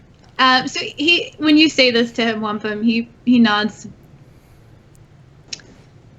The pride is strongest when together. And I'll look back at my other lion buddy. You trusting him? Why not? He's not wrong. Okay. And he makes his way. And anyone who did see it, to to go past like mundane things. Now that you kind of know what you're looking for, as you travel closer and you start to like reach the edge of the forest, when he stops to pause and look for a direction, if you're keeping an eye out too, you will start to see like movements and like figures of large cats in the distance and things like that. And you can easily sort of like glean the idea that these might be the signs that he's talking about. If you didn't see it, you might not know unless your friends tell you. I have Iskar fly up now that we're around cats. Mm-hmm. Like, out of reach. Ah.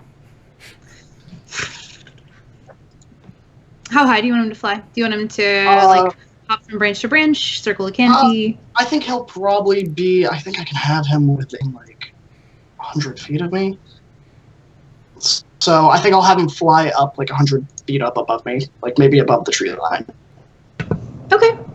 Yeah, he takes off in a burst of feathers and glides his way up, flapping. Doesn't glide up, actually. He definitely has to flap up, because that's how flying works. And you can kind of, like... Sorry, there's a fly in my face.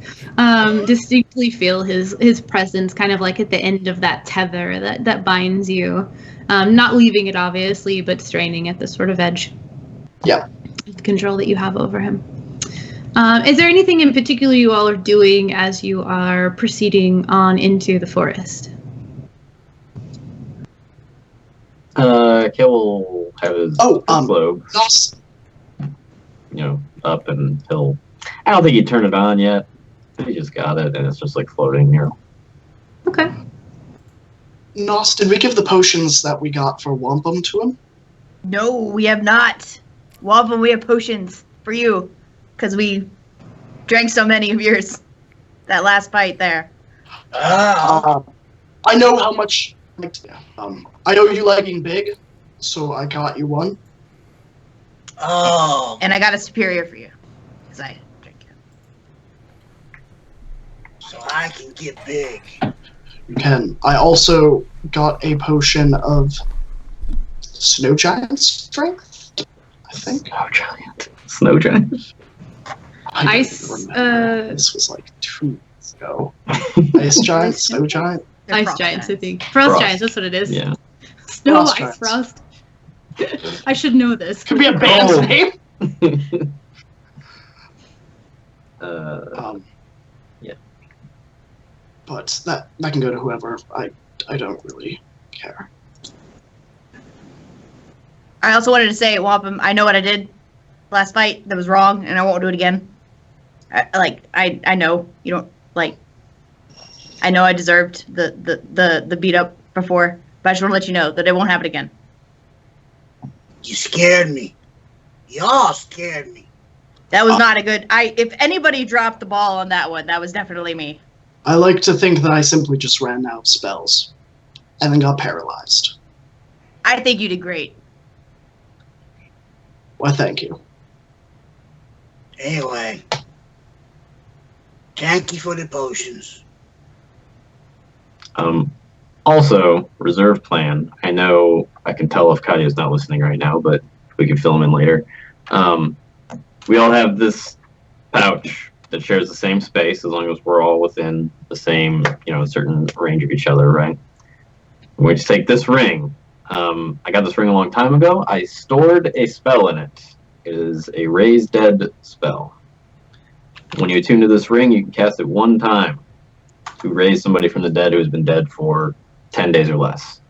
And I'm going to put it in this pouch. Lefcadio, he's making sure he's making eye contact with me. I'm going to put it in the pouch, and it will appear in all your pouches. Don't take it out. Just leave it there.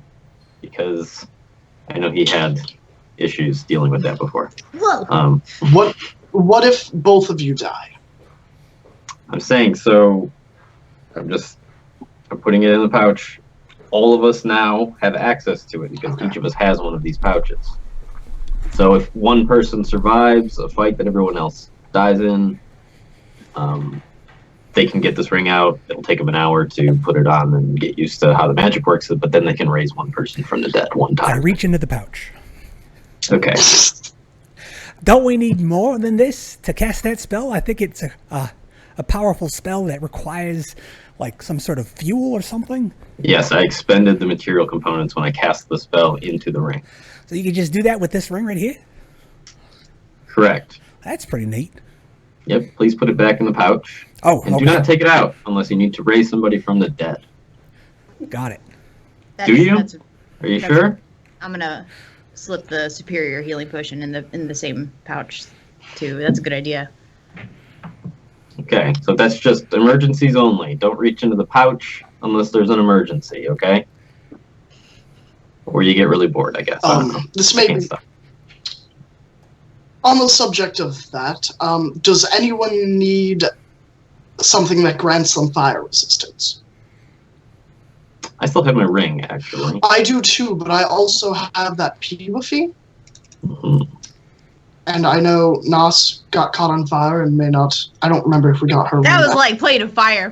That was like fire primordial. I don't know if you can protect against that. It's true, but if anyone wants it, I don't necessarily need it. Okay. So I'll put it in the pouch. No, it's not going to fit in the pouch. It's just a pouch. It's like a pouch-sized pouch. You know, it's not like a bag of holding. It has a regular amount of pouch space. Then I'll hold on to it. But if anyone needs it, let me know. It's a shared amount of pouch space, but it is regular. It's Yes. a fixed dimension that you can reach into. Okay. So as you continue on, he's picking out and looking for signs, and sometimes it takes a little bit longer to see the next one when he seems to be at a point where he doesn't know where to go anymore. And you kind of journey through, and as you do, the trees get thicker. It gets a little bit darker as the canopy kind of comes together fully, and there's that sort of like darkness that under tree feeling have that even when you're out in like the bright sunlight. And you journey for some time. He might stop and make brief conversation with you about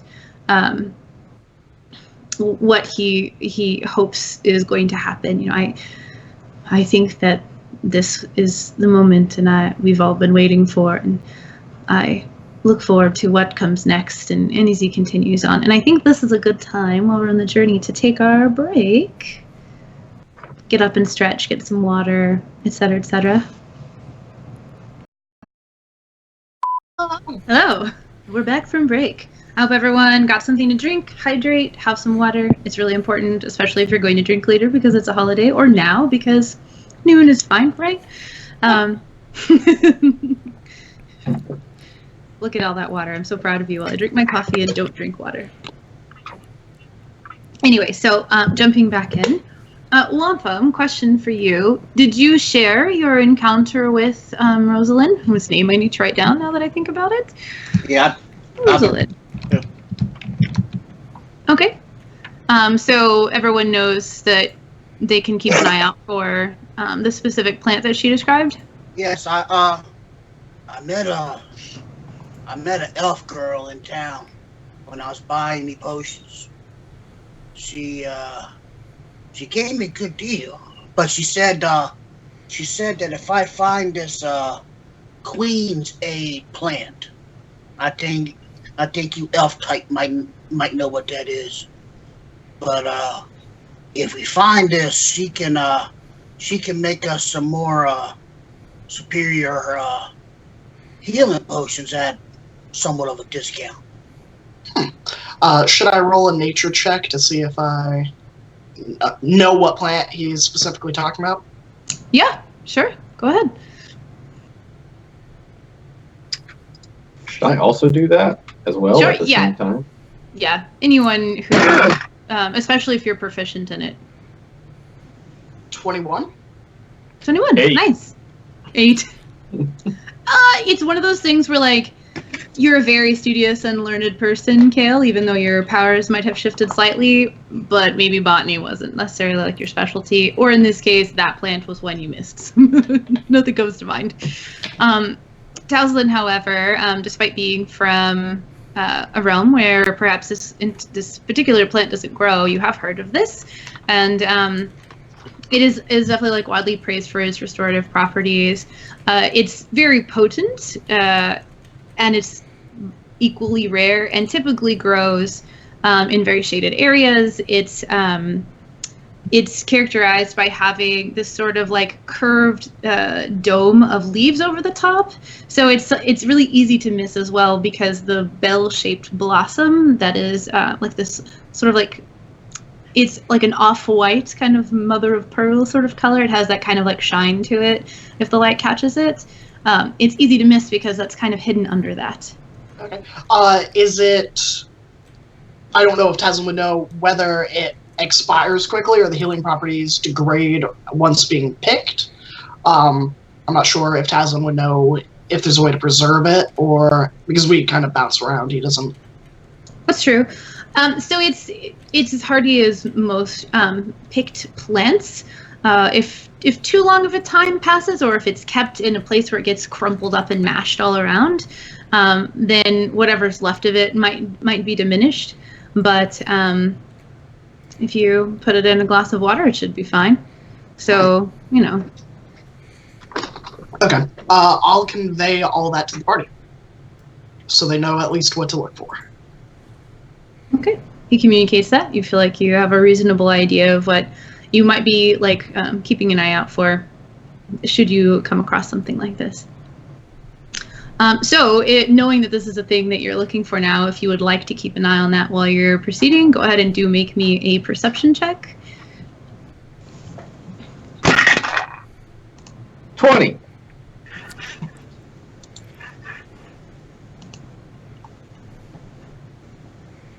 That 24. Right. I got a 4. Good. 24, yeah. And a 4, oh no. Okay. While Bended Stream is kind of picking his way through and leading you through the forest, you all are keeping an eye out. And let's see if you come across anything.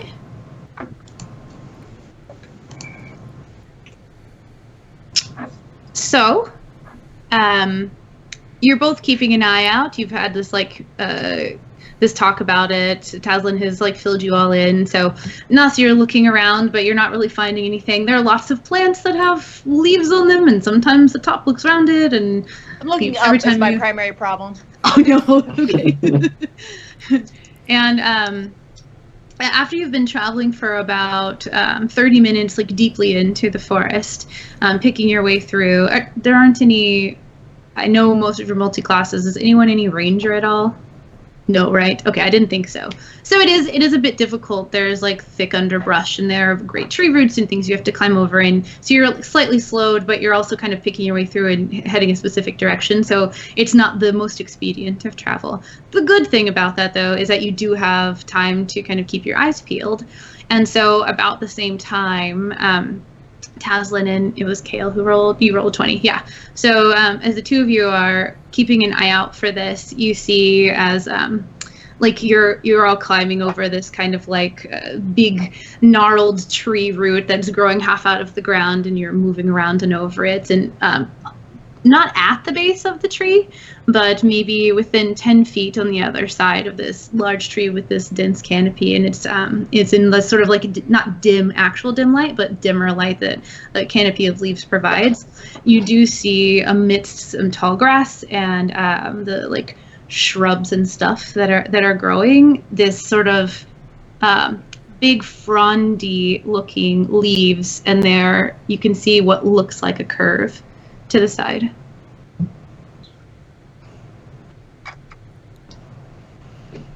That looks like the plant, yeah. Yeah. I will try to pick it. Okay.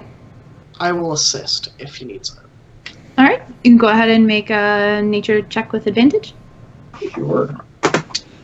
What tools are you using to take it out of the ground? Are you just using your hands? You probably don't have a... You could use a shovel. Is it so the plant, it's like a flower, right? So when you get closer, what you find is that probably, as Taslan mentioned, one of the reasons it's kind of easy to miss is that the fronds themselves are pretty large, and so it only grows about maybe 1.5 feet off the ground. So it's a tall plant, and there's these big, thick, frondy leaves, and as you lift them up underwards, you see the distinct bell shape. So it's got the base of the not stalk is the wrong word. The stem is probably about 1 inch in diameter. It looks like a hardy plant, but it doesn't look, it's not thick and like coarse and hard like bamboo. It's soft to the touch, but it's a pretty tall plant. Okay. I guess I would try and like dig it out a little. Dig it out? And, Okay. Like, yeah, not completely. I'm not going to find every single root, but I'll try and like dig around it a little bit and then just try and pull it out instead of just slicing it. Okay. But yeah. You said nature? Yeah. 25. 25. Nice. So you dig around the edges. You know that root shock is a thing, so you don't want to rip up too many of them since you're trying to preserve this for as long as possible. And you kind of lift up enough of the dirt around the outside. While he's doing this, what are the rest of you doing? I'm like ready for anything right now. Taz is I'm ready, just ready to watching get him in do there manual and take labor. whatever damage is going to be dealt. Gotcha. Taslin's watching Kale do manual labor. Lafcadio and Bended Stream will probably just keep walking and no idea what's going on. He hasn't been looking for plants. He's just been walking. And the closer into the forest you get, you see Bended Stream kind of adopt this more like predator stalking its prey like stance. He's like looking around, and when he has to climb over things, he's got the sort of like graceful movements of like a The back hunter, muscles. essentially. Yeah, exactly. You see the Going. tensing. Yeah. And so he's like definitely in this like zone where he's stalking his quarry essentially. So back to Kale, you slowly dig around the edges. You reveal a few inches of the root system. You find it to be pretty thin actually. It's like you're at the base so the plant can hold itself, but the long thin roots do extend pretty far, and so you cut them off after a few inches, perhaps, to try to give them a little bit to absorb water, since Taslin mentioned that the plant could be preserved by sort of like keeping it fed in a way like that. And you have this extremely large frondy plant with this curved flower on the bottom. And it smells a little bit like honeysuckle, actually. Take a second to sniff it. Like, oh, that's pleasant. And then I open the bag of holding. And you smell it, and it's a quite pleasant aroma. It's really like nice and light. And as you do, this little green bug crawls out the end and hops onto your nose and then flits away. Okay. Yeah, I Put it imagine in Kale will be fine with that. You know what I like about this? Is a lot of people have problems with their bag of holding, putting corpses in there and body parts and things they don't know whether or not they're going to need later. So they open it up and then there's a stench. That's what I'm aware of being a problem.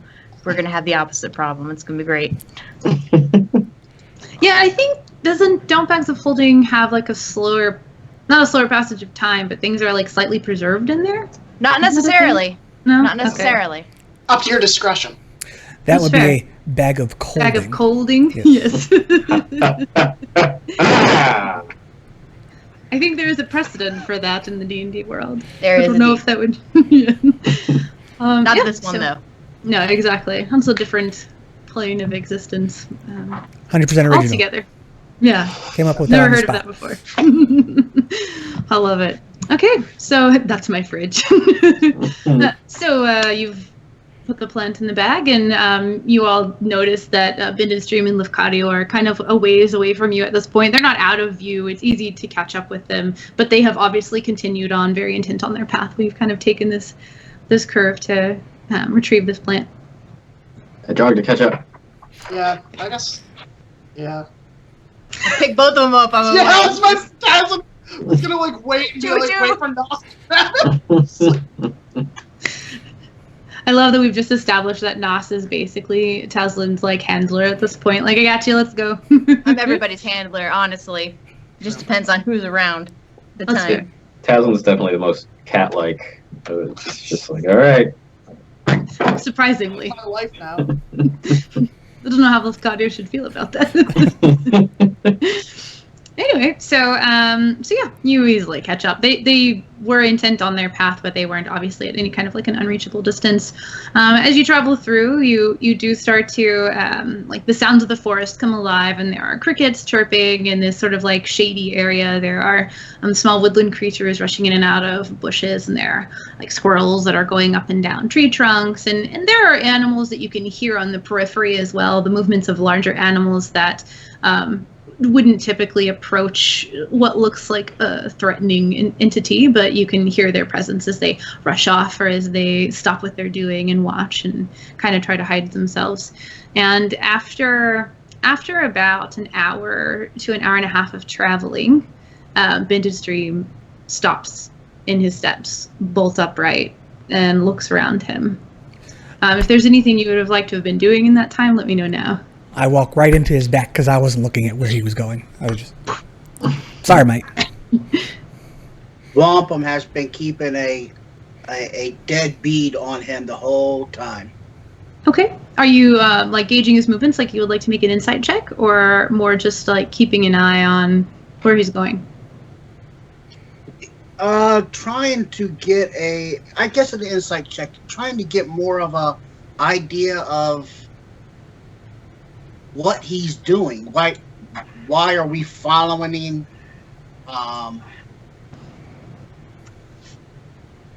Just not trusting him at all. That's fair. All right, go ahead and make your insight check. 23. Nice. Insightful. So the information, as you're thinking about this and you're watching his movements and you're gauging his interactions with everyone else and you're watching him adopt this sort of like predator stalkish stance as he's making his way through the forest, you're recalling that so far everybody has seemed fairly at ease with him, but obviously you all have these like reservations, and that's why you're keeping such a close eye on him. And one of the things that you notice is how focused he is. You did see the shift in the distance earlier and continue to, as he makes changes in direction, see the movement of like different colored furs off in the distance that don't look like a tabaxi. It looks like more like a great cat. Like there is a dark fluttering of movement at one point, and you see what probably was maybe a jaguar. And then there was like, you didn't notice that at first, but he changed direction at one point, and then there was movement of this like spotted sort of coat that had been like standing behind a tree. And so it's like you're catching it right after he does because you're quite perceptive yourself. And so it very much seems like he is following a path and that he is very intent on where he is going. It's difficult to gauge his purpose other than what he has said. And I don't think you made an insight check earlier when he was speaking, did you? You were listening. And right. Yeah, and so you saw Nos and Tazlin kind of questioning him, and they seemed satisfied with it. That doesn't mean you have to be satisfied with it, but right now you can tell that he is certainly very intent on the matter at hand, and he seems to be like proficient in this sort of skill. He'll notice something and he'll make a turn, and then you'll see it and say, "Oh, okay, now we're following this direction." That kind of a thing. I'm just gonna slowly move my way over to Nos and let her know that I think we're being stalked, and then I'll just move away. Then I will proceed to do the most campiest, cheesiest like spin move as I acrobatically weave throughout my party members and very smoothly put down, "We might be being stalked. Hey, we might be being stalked." Okay, go ahead and make an acrobatics check for me. You got it.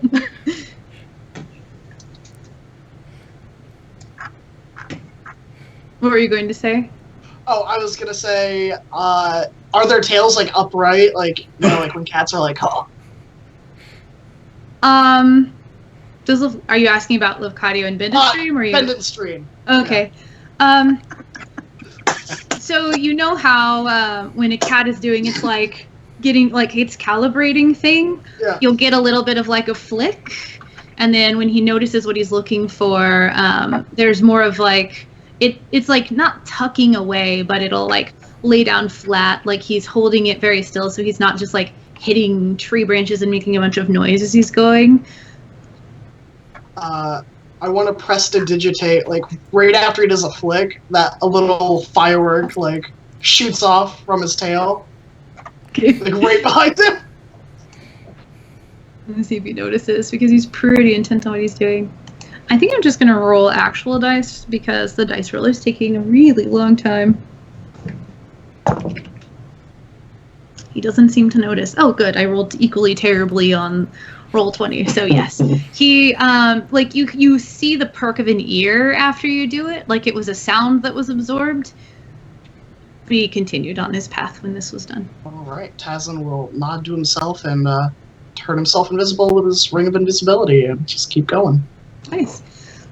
And then you rolled a 5 acrobatics. Yeah, So- tell me how I eat dirt.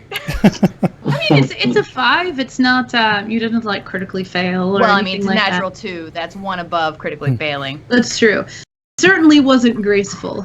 You are picking through thick underbrush. It's like I said, there are big roots and there are thick brambly plants at certain places, and so you go to step forward and kind of like lean in and say something to Lefcadio, and your foot catches a little bit of a branch and you stumble a little bit and you're like, I think we're being stopped. And then you're like, okay, let's not do that again. And you like try to make your way over to Kale, and as you're walking, you step on like thorned like spiky stickers, and like you're in shoes, but it like catches you off guard because you feel this like crunch under you, and it's like a big burr kind of like popping. Oh, okay, anyway, we're being stalked, and so it's like it's kind of like funny a little bit as you're trying to like make your way around this rough terrain gracefully, and you just keep like running into all these little bits of things that move and make noise and slide under your feet and stuff like that. So I'll add that at one point I'm sure I George of the Jungle this shit, and I just face planted a tree.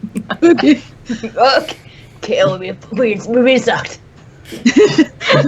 There's like there are some leaves at the base of the tree where they've obviously like fallen as their time has come and passed, and they've died and fallen off the tree or come near to death or whatever, what have you, and they hide that there is like a very wet root system under this tree, and so there's like a thick patch of mud. So you go to step around something and you stand on these leaves and they just right out from under your feet, and that's when you right into the tree. Yeah, this is normal. This is completely normal. I love it. So he has stopped. Lefcadio has bounced off of the back of Bended Stream. We're close. Can you feel it? Can I feel it? Make a... So for Warlocks, I've never played a Warlock myself. I know a little bit about how they work. Would you think that it would be more of like a religion check for you specifically, since you're also a follower? Or do you think that there would be something else that you would use to like attune to the presence of your patron and God that you follow? Well, the powers that I have are magical powers, so I would guess some sort of arcane sensitivity. Okay. Mechanically, it makes no difference, but Okay. arcane. Then if Lucario feels like he would sort of channel through the pact and take that sort of more arcane route, then go ahead and make me an Arcana check. 16. He stopped, and you were paying attention to kind of what was going on around you, which is why you like sort of bumped off of him in the first place. But part of taking in your surroundings was distracting you when he sort of like brings you back in and asks if you can feel it. And you take a second to take in the surroundings less of a foresty perspective and more of a tree perspective. You what does your magic typically feel like when you're using your warlock abilities? What does it feel like? Oh my goodness. Do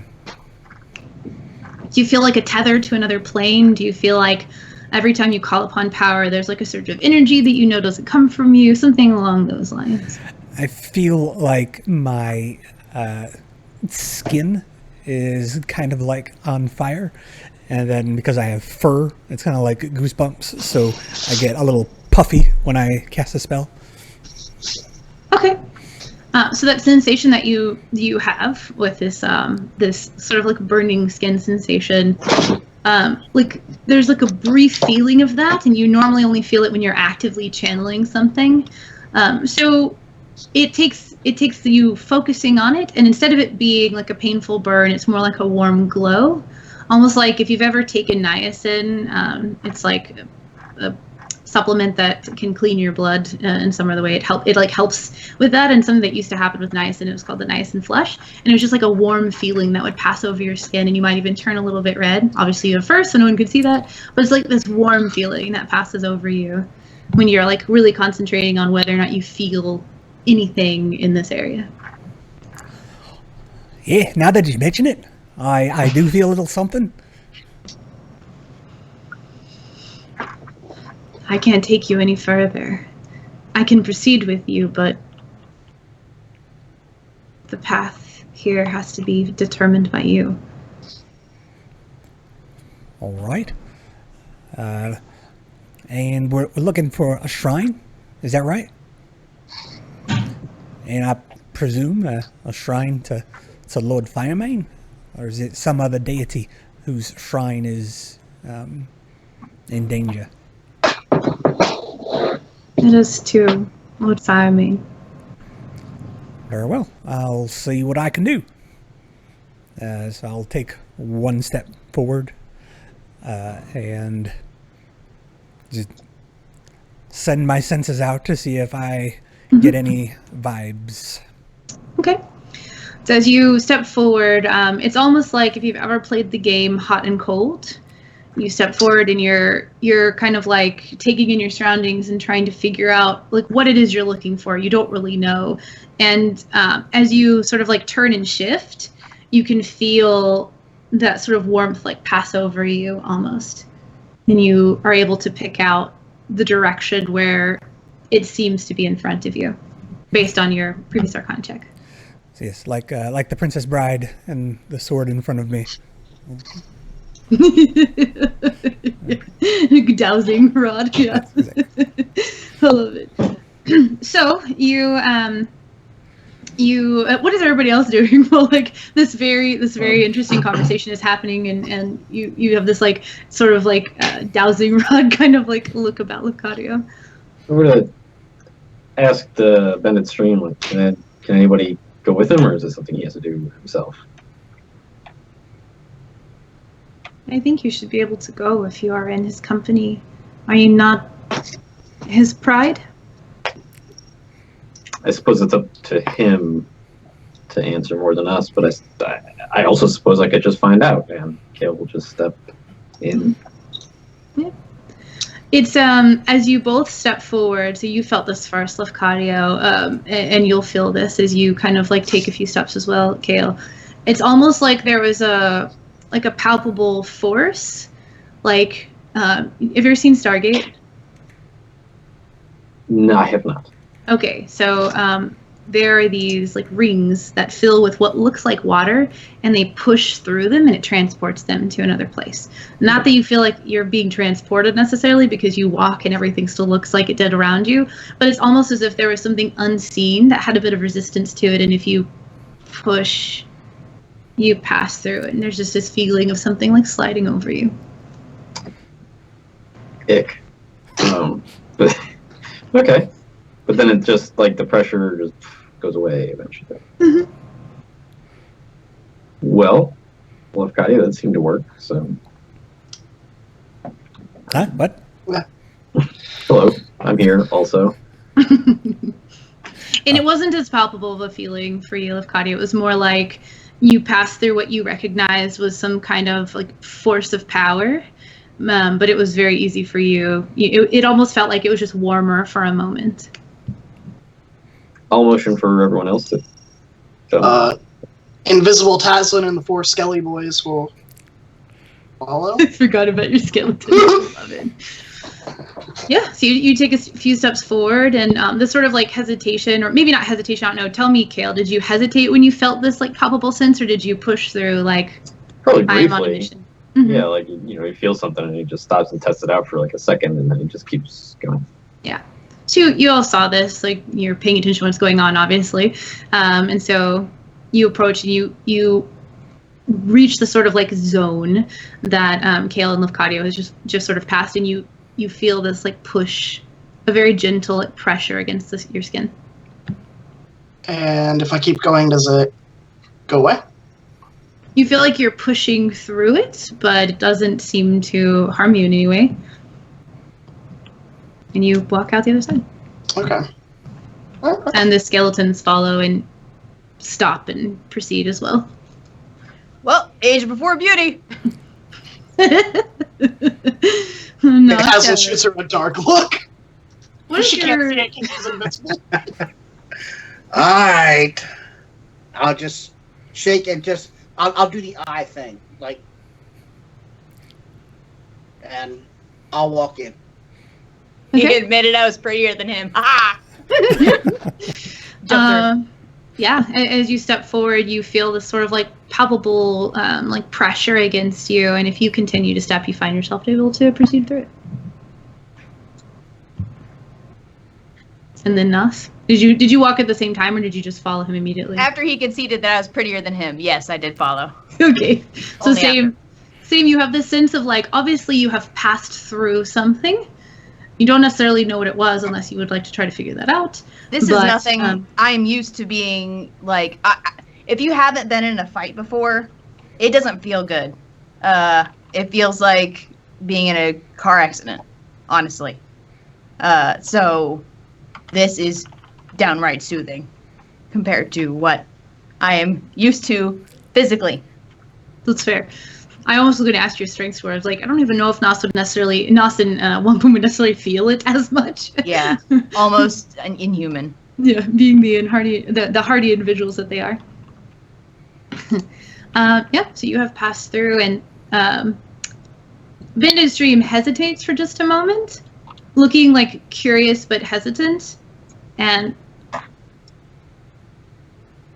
pushes and is able to proceed, though he does so extremely cautiously and slowly, as almost as if it looks like he's asking for permission in a way, like unsure of whether or not he's welcome. I'm paying zero attention to that. Yeah, that's fair. That's fair. Yeah, so I think go ahead and just make one more Arcana check for me, but do so with advantage.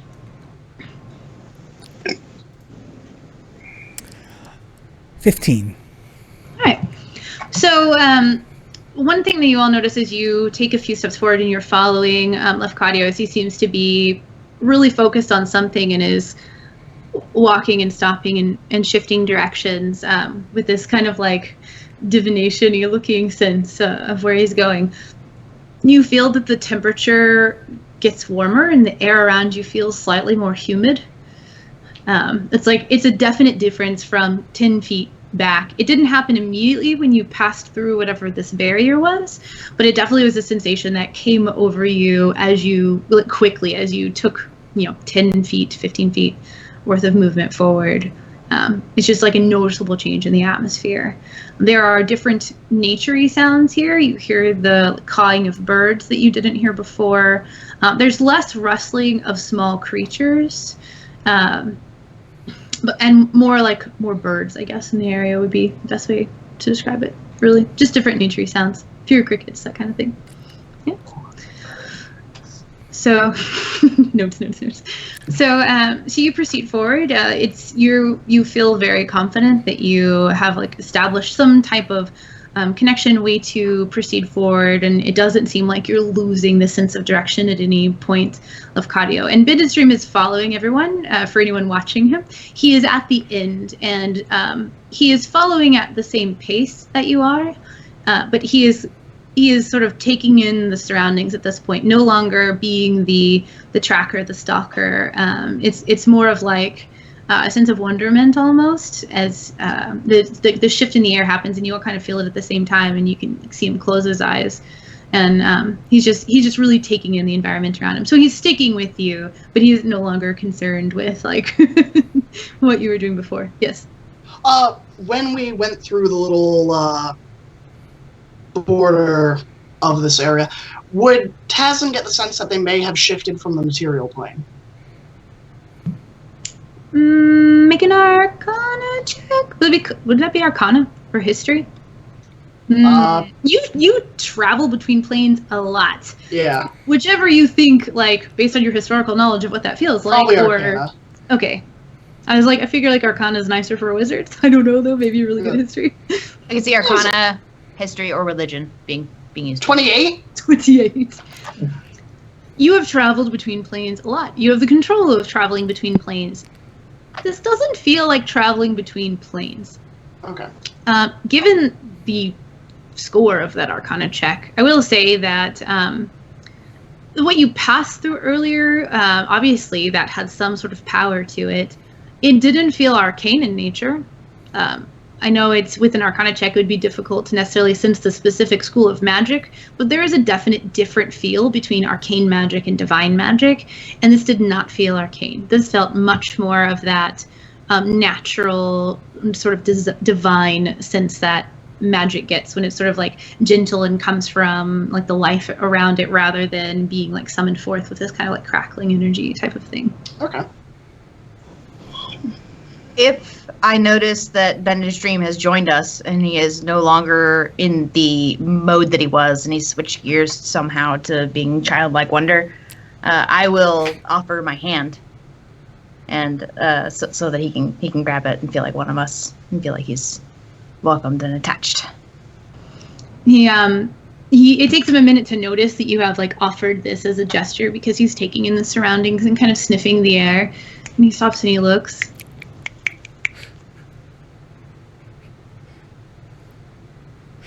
And reaches forward and takes your hand, like confused as to what the next action is going to be.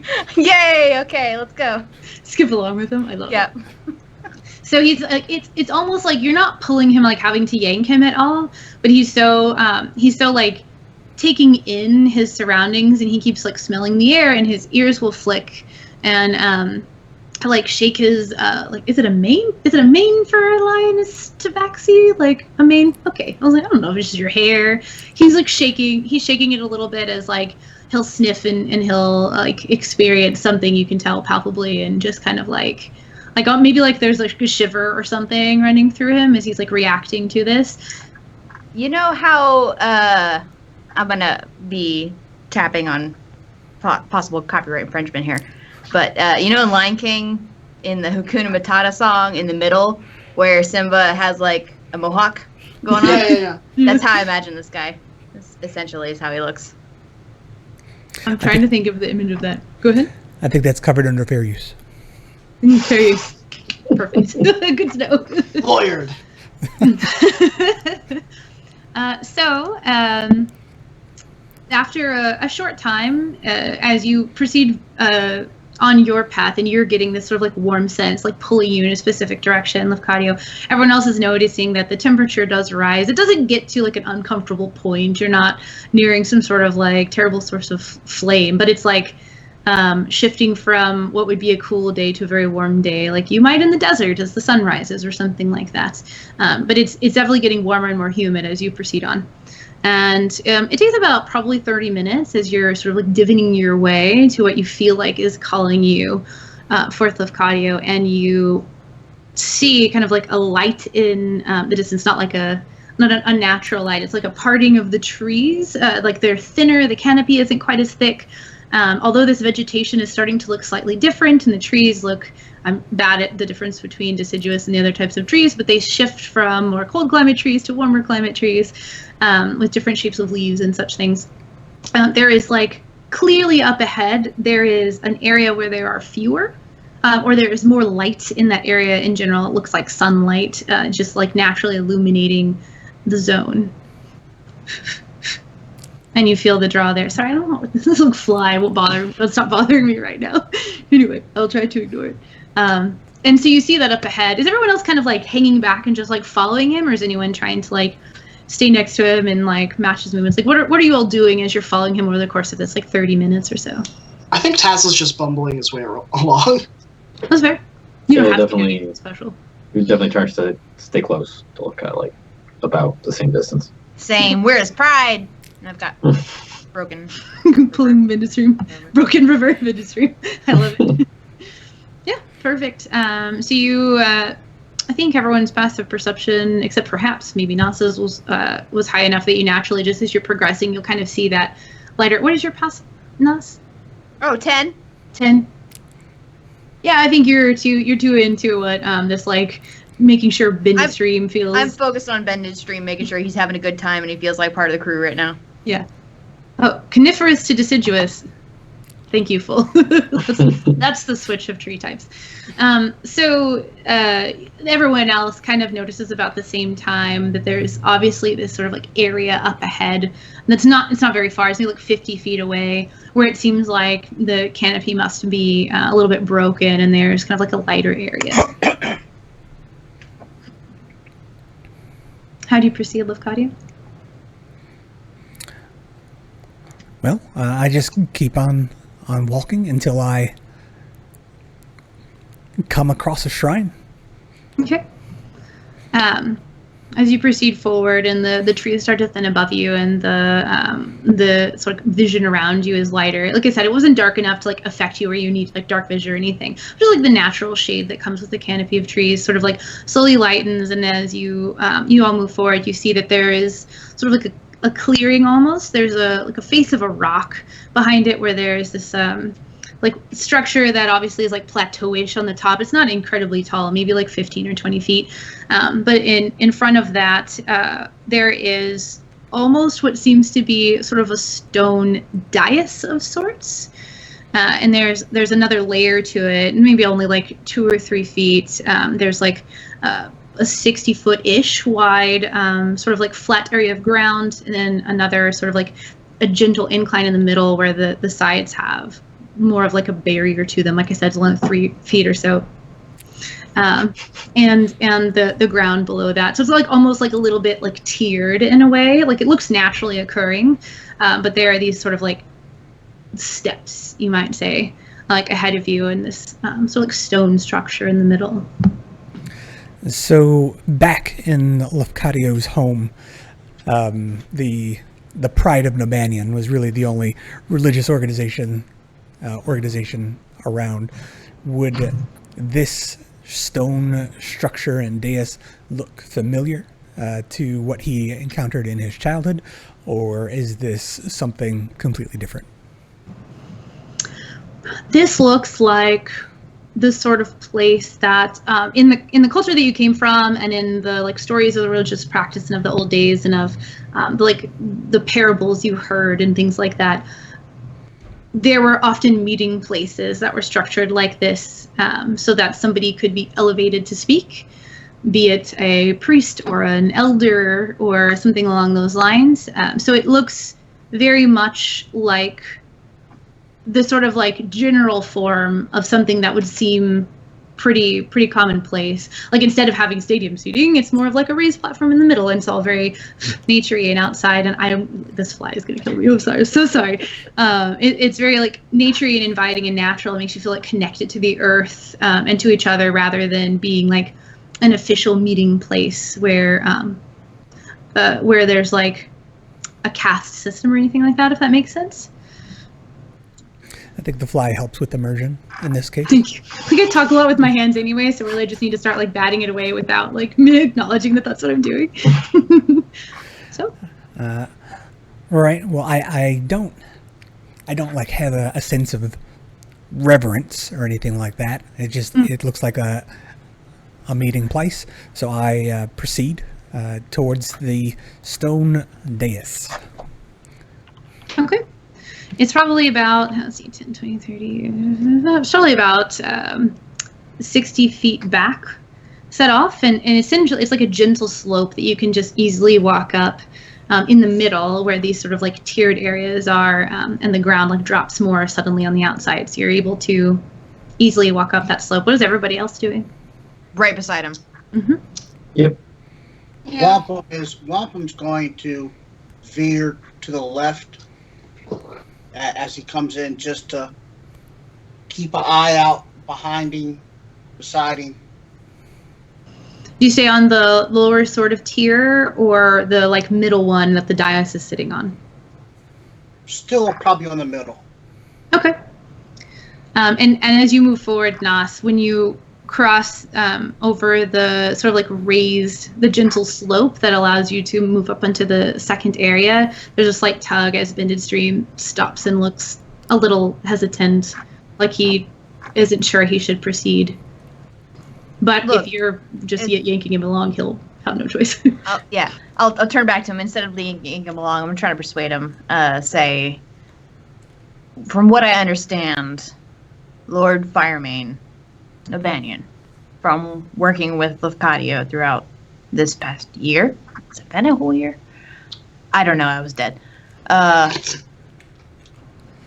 He's not the type to forsake someone if they did their job. He's a welcoming sort, so long as you have a good sense about you. Your heart's in the right place. If you want good for good people, then you ought to be welcomed. So he's listening to you as you say this. Are you still holding his hand? Yeah.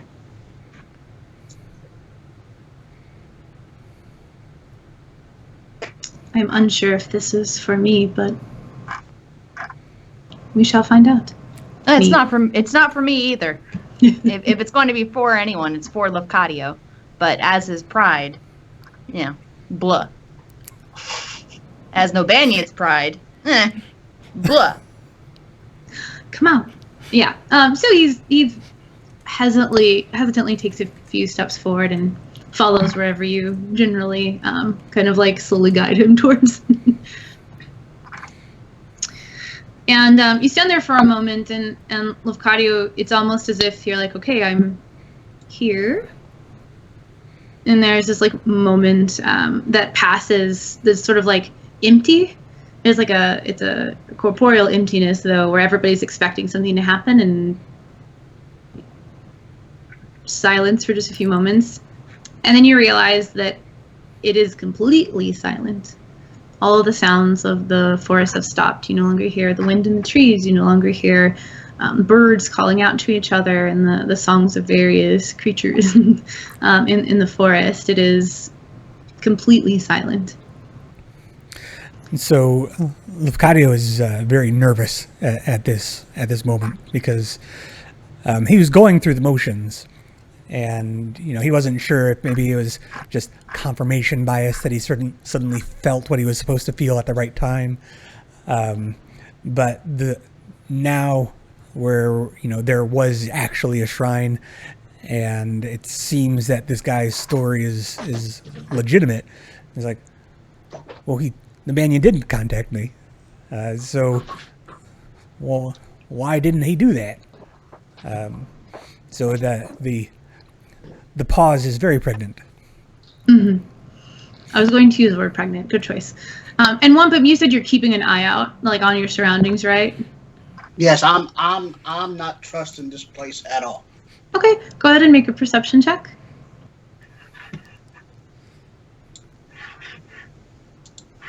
That would be a 13. Okay. You're keeping an eye out, and you notice this sort of palpable silence. I need a new word from palpable. I've said that twice now.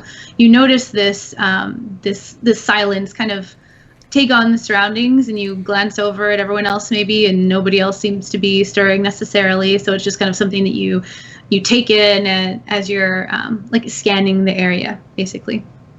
I'd like to pat Lafcadio on the shoulder. I know I'm invisible.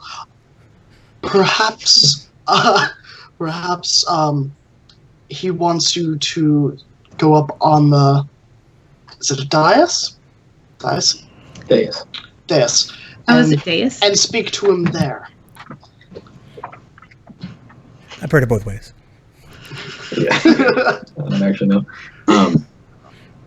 Yeah, and on that same token, Kale just look at Lafcadio. And he and Lafcadio had a talk about this sort of thing before, like a long discussion about Lafcadio's faith and all that stuff. So Kale will just, I guess he'll kind of repeat one of the things that he told him a bunch of times before, and he'll just say, you know what you have to do. You feel it in the wind. No, I'm kidding. Basically. So you're all standing there and trying to suss out how to proceed, and offering words of encouragement to each other and to new folk, and keeping an eye on everyone's backs, and in general, just sort of waiting to see what happens next. And Lafcadio, you're taking in this advice from your friends or comrades or pride members, as they might say, and of course, Kale, being a religious person, you feel like, okay, there must be something to this, probably, based on, I guess I shouldn't tell you how you feel, but his words seem like they probably come from a place of wisdom, being that he is a cleric. And the sort of warmth that you had been feeling, everyone starts to feel, it's almost like you're on the outskirts of a campfire. It is a bit more of like a pointed heat, where you know if you get too close, it would be too much. And there starts to be in the air this sort of like a sense of light almost, but it's like a crackling kind of like flame almost. And it starts small, but not on the ground, kind of up in the air, and it's like flitting a little bit, like almost with the breeze. And as it starts to grow and move around, it starts to form almost what looks like tendrils moving around. And it continues on, almost like tracing lines in the air, like drawing the outline of something in a way. And you start to see the shape of like the side of a head and eyes, big golden eyes. And where's the word for this? Like the sort of like maw of a lion, closed, relaxed. And it just like drifts all around as this sort of like flame almost comes into being in the presence of this like great flaming lion in front of all of you. Have you ever seen a whip crack in the dark? No, actually. That's what I'm imagining, the way that this is materializing. It looks like someone flicked a lighter, but it's a lot more broad, like a broad stroke of a paintbrush in light. I had no idea that whips caused light like that. Something to Google later on. It's faint. You have to get it on special cameras and stuff, but it's in existence. It's out there. Make a note to Google that later on. So if any of you react in a specific way as this is happening, it doesn't take necessarily like a specifically long time to occur, but it is kind of like slow and a bit meandering, and it would take a few moments to pass. If you have any way you would like to react, let me know, and if not, we can continue. Is there a comfy place nearby to sit? The grass is very soft, and actually, if you take a second to look around, there are like a couple of what look like maybe have like fallen trees or something, or they weren't cut here because there are no trunks, but there's like kind of like a mossy tree that has been fallen off to the side that looks like it's been there for some time but isn't like decaying where it might hold your weight. Is it significantly farther away from my group? Maybe like 20 feet. Okay, Taz will just sit down right where he is. Okay. He's just gonna watch. Yeah, he's just gonna watch. It's fair. Levcadio's stomach drops. So it was, he was nervous. Now he's more dreading it. Because last time he saw Nabanian, Nabanian was, chastising them for not moving fast enough, and since then he has done some things that were questionable on an ethical or moral scale. So he's dreading what is about to happen. Okay. So this great golden fire-maned feline is seated atop this dais or dais. And after like kind of coming to full fruition, the flames stay in the mane and it like grows and moves in the environment and along the tail too, where like the tuft would be at the end. But the rest of him looks more like a lion would, very large, but it's more like corporeal, less flame, less fire. And his paws are like easily the size of someone's head. They're very large, and probably larger than it actually. And you look into his eyes, anyone who chooses to do so, and you see like an attentive, completely unaggressive look. They look, if you could look into something's eyes and get the sense that it's like ancient or old or weathered and there's like wisdom behind it, you would easily be able to pick up on that if you're looking for it. He studies you, each of you, individually and intently in quiet for a moment. It's kind of scanning you. You can decide, or maybe insight check if you would like, to figure out whether he's judging you in some way or just kind of like studying you. And he was previously kind of like half seated before, and his posture starts to shift as he rises up on all 4 feet. Paws, I guess I should say. 12 insight. Difficult to say. He was looking at you. I'll do it. Okay. Nah. Difficult to say. He's looking at you.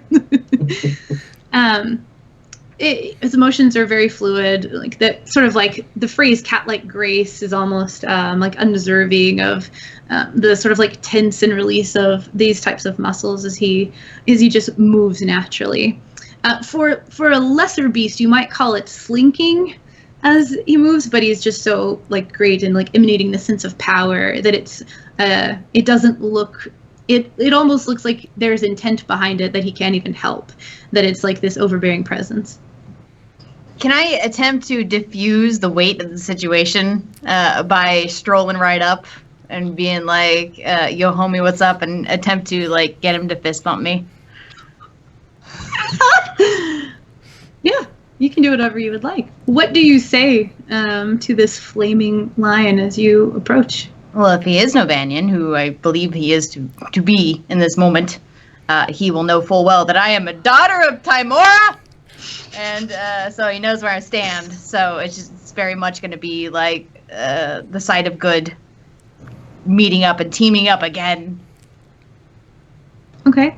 And do you actually like reach out your hand? Oh, absolutely. I don't feel like this entity in front of me is imposing at all. It's an old friend. So okay. Yeah, I'm gonna stroll up to it and treat him like an old friend. Do you still have a hold of Bended Stream? I will let him go for this, knowing that he might be too scared to approach. Yeah, you approach and raise your hand up. He looks down. Go wide. And he looks down at you, and only down because he's literally lifted above you, not like looking down at you. And reaches out a paw, and like you can feel the like the soft like unfurred portion of the bottom kind of like graze against the tips of your fingers, or I guess knuckles, so to speak.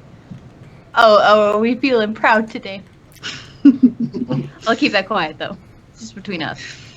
And so, and you watch this and your eyes go wild, Lefkadio, and you do see like this sort of like gentle motion of like reaching out in connection. You don't see any expression necessarily across his face, but the connection is made, whatever the intent or like thought process he might be having in this current moment is. Then I'll turn back around to Lefkadio and give him a little bit of a curtsy. I love it. Tyson gives like a clap from where he's sitting. And his mouth parts a little bit, and his lip, he like licks his lips as he kind of like opens his mouth and prepares to speak. Pride member. His voice radiates like a strength that's almost tangible, but it's comforting. Like there's force to it, like you would imagine the presence of perhaps a deity might have, but it's not threatening. It's like if an elder or a father were addressing like a son or a member of a clan or pride, in kind of like a comforting way. And he starts to take a step forward. Sun-soaked. Another step, Whitehorn. He pauses. Your deeds, your acts in this life define you. You have stalked prey in the world with honor. You have acted in compassion. He takes another step forward and kind of like almost sits back down in that sort of like perched kind of sense that cats can do. I have seen you, as you know, watched your progress, your growth, your evolution. I also know your mind. I see you question, but I see your strength of faith. Do you know why you are here? Lafcadio opens his mouth to speak, and the words don't come out.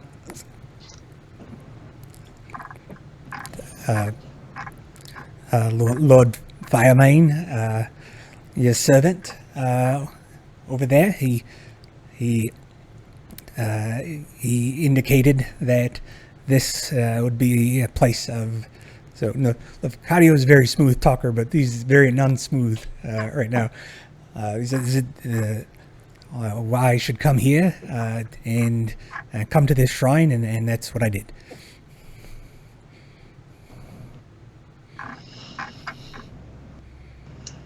Belief and power is shifting. Those who were not powerful are becoming more so. Belief of individuals empowers other beings, both corporeal and immaterial. I know you know of the actions that some have taken, but what you may not know is there is a greater purpose. While the one called Shar seeks power, they also seek to bring chaos to this world.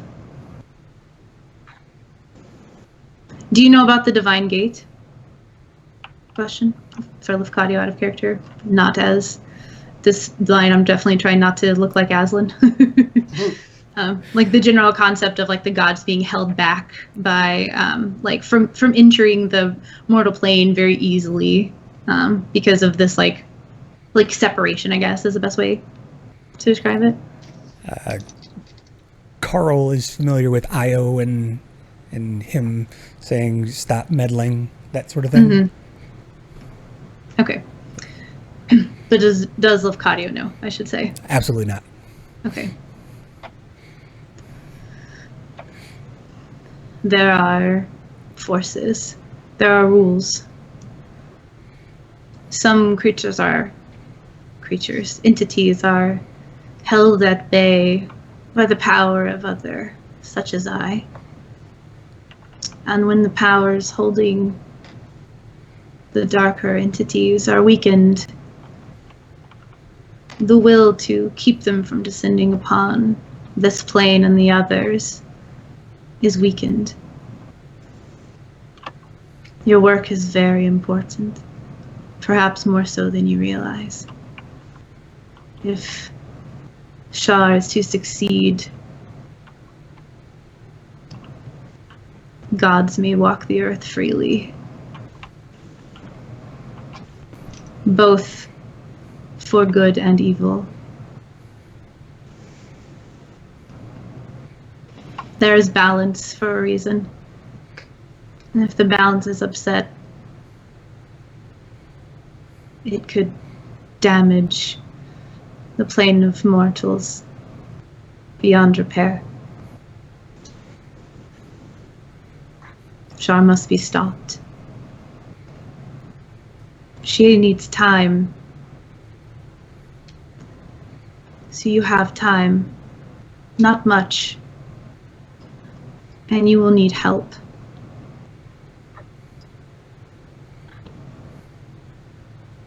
I am here in a more physical form because of the power of this place and the connection to it. And that is why you were called here, and not simply spoken to while you slept. Those who seek power are often those from which it should be withheld. But I have judged your heart, and I see that you're worthy of the mantle you've adopted, Whitehorn. Your heart was judged long ago when we first communed. You have always been the chosen. Favored among the pride, knowing not to hold yourself above. Now accept this gift. and with it bring an end to that which threatens life as you know it.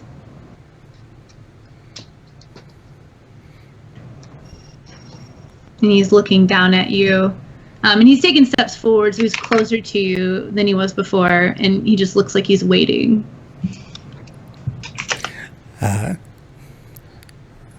I step forward and I put my head down, not exactly sure what to do.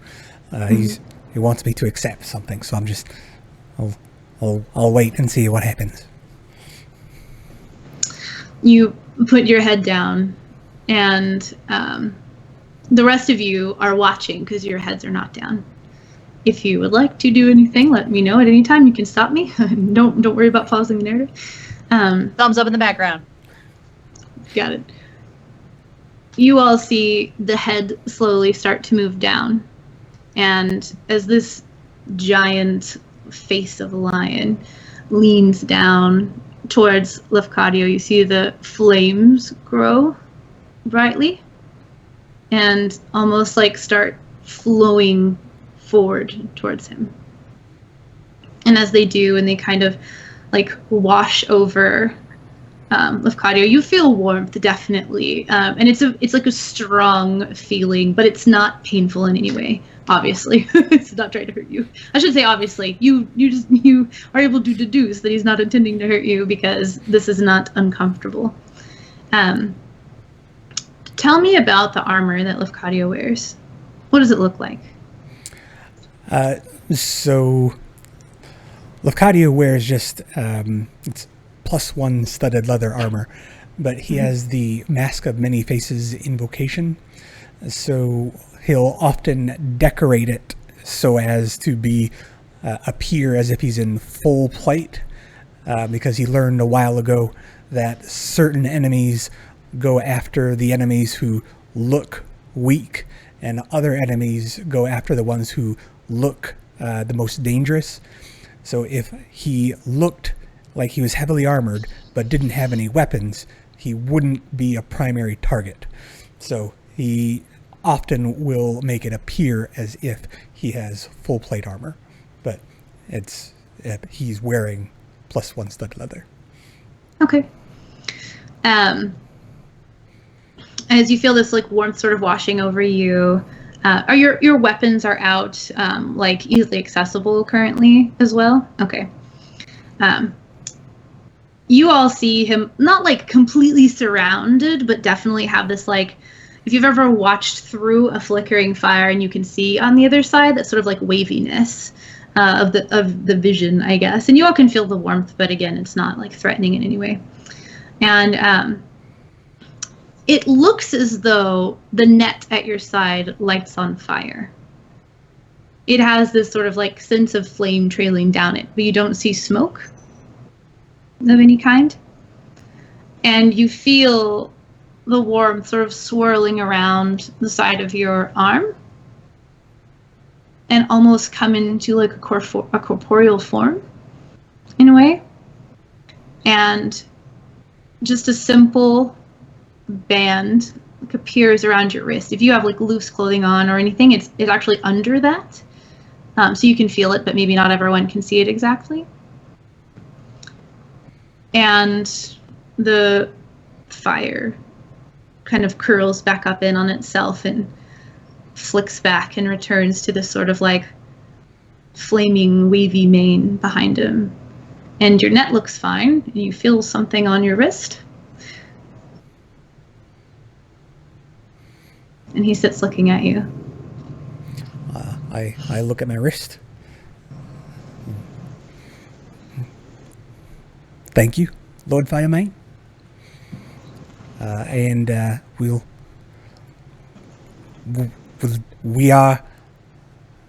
am at your service, and we will defeat Shah and her minions. You all must seek out places where your gods can contact you. You'll need help. And And he looks back down, and he's like addressing everyone. He says this, and he looks back down at Lafcadio, and he says, "As you are bound to the pride, fulfilling your duty and seeing to the needs of all, so this will bind things as you see fit." And he like nods towards your arm. And he like leans back almost like a really relaxed sort of like posture. And the flames start to slowly grow smaller towards his head. And almost like the fire kind of like trickles back over, and he starts to fade from view. Before you go, do you have like a suggestion maybe? Or There is still like traces of an outline in fire, and this flaming head of a lion opens its mouth, and its tongue is like a crackling bit of fire itself, and you can see it moving, and it says, Simba. I was waiting for somebody to do it. Oh my god. Seek out places important. Ask if you need assistance. It like slowly says as it fades out. I was hoping for something more specific. So how do you feel, Lafcadio? Do you feel how was that for you?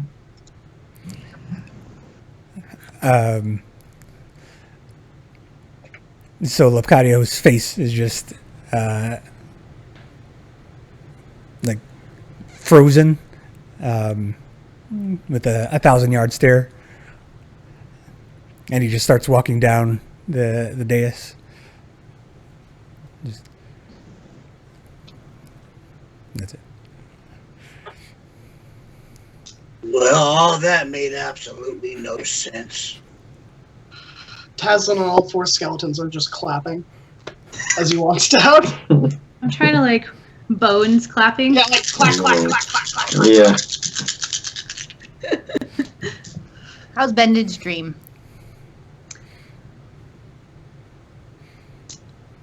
Although it's like the tenets of Nobanian, like you've traveled with Lafcadio, if you're probably vaguely familiar with him, if you're not, stop me, but it's very like communistic. There is group efforts. Everybody has a role.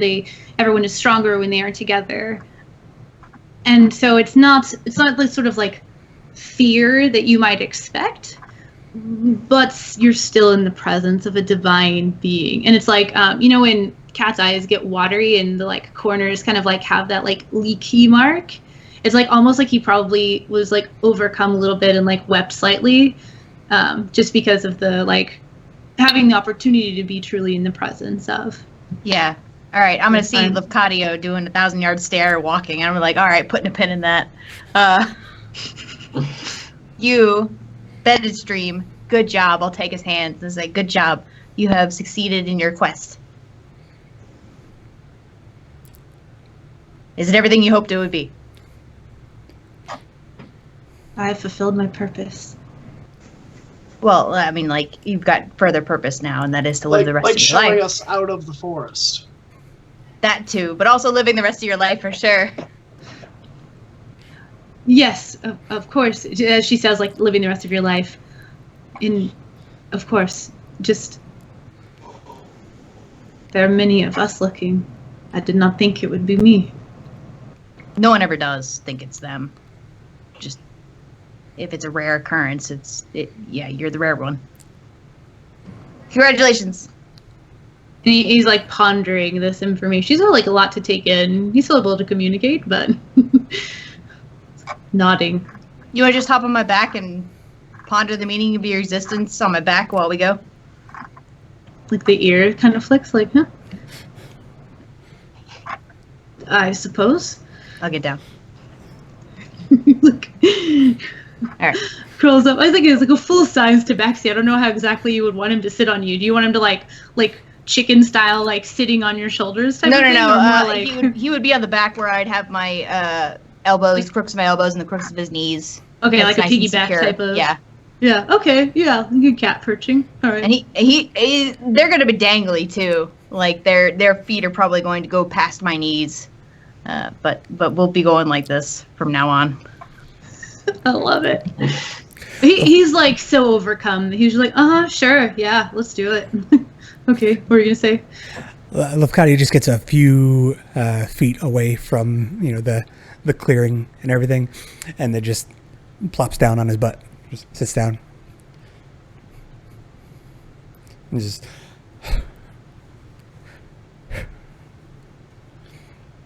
His shoulders are going up and down. What do the rest of you do? Probably just gonna let him do that. Wampa will walk up and sit down beside him. Well, that was kind of intense, wasn't it? Lafcadio will. Yeah, sure was, mate. Well, do you have an answer now? So, Lafcadio, I'll get my voice back together. It sounds like we need to head to our respective centers of power, of our faith.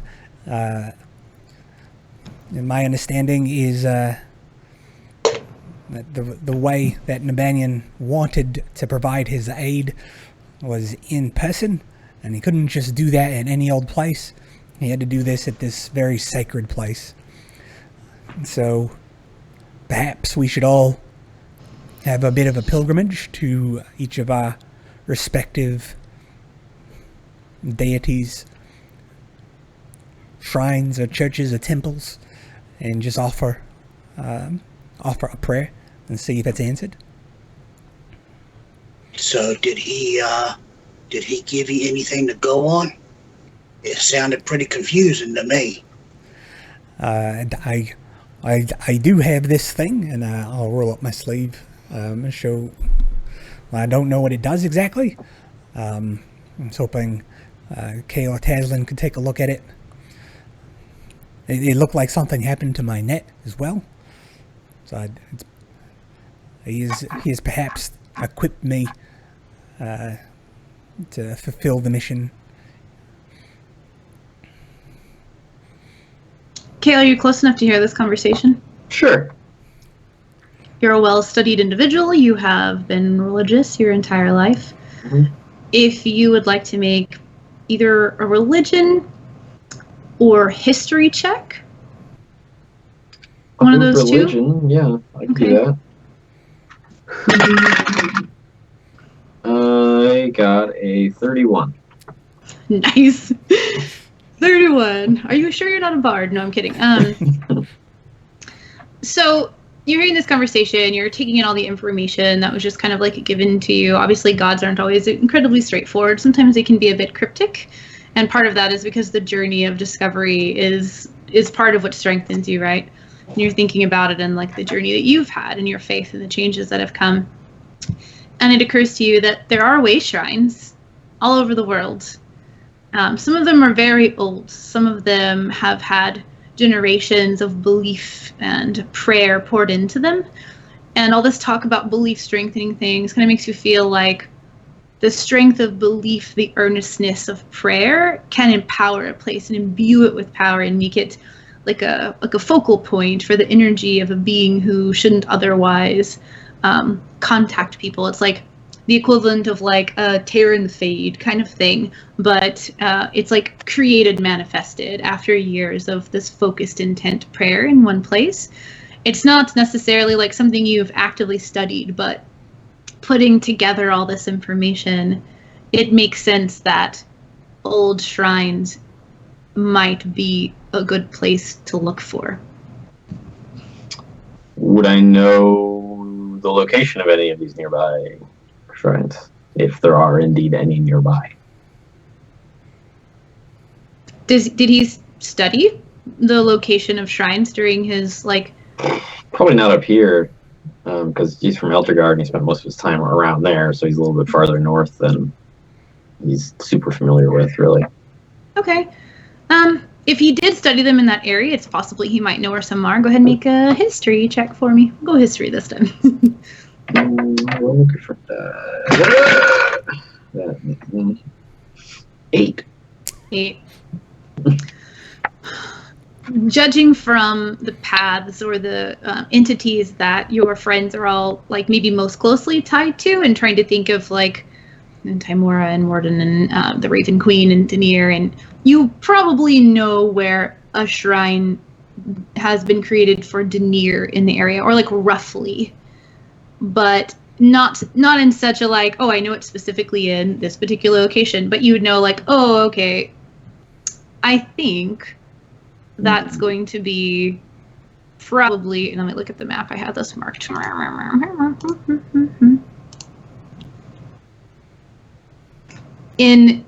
You would know where one at home was, of course, but if you're looking to travel in the nearby area, we'll say for now that he knows where it's at, like roughly. Okay, there now the map finally loaded. There is a place near the Great Mountains where the people who focused more on the light sort of powers of Denier had built something up in the mountains that receives a lot of like sun and natural light, and it was considered a holy place many, many years ago.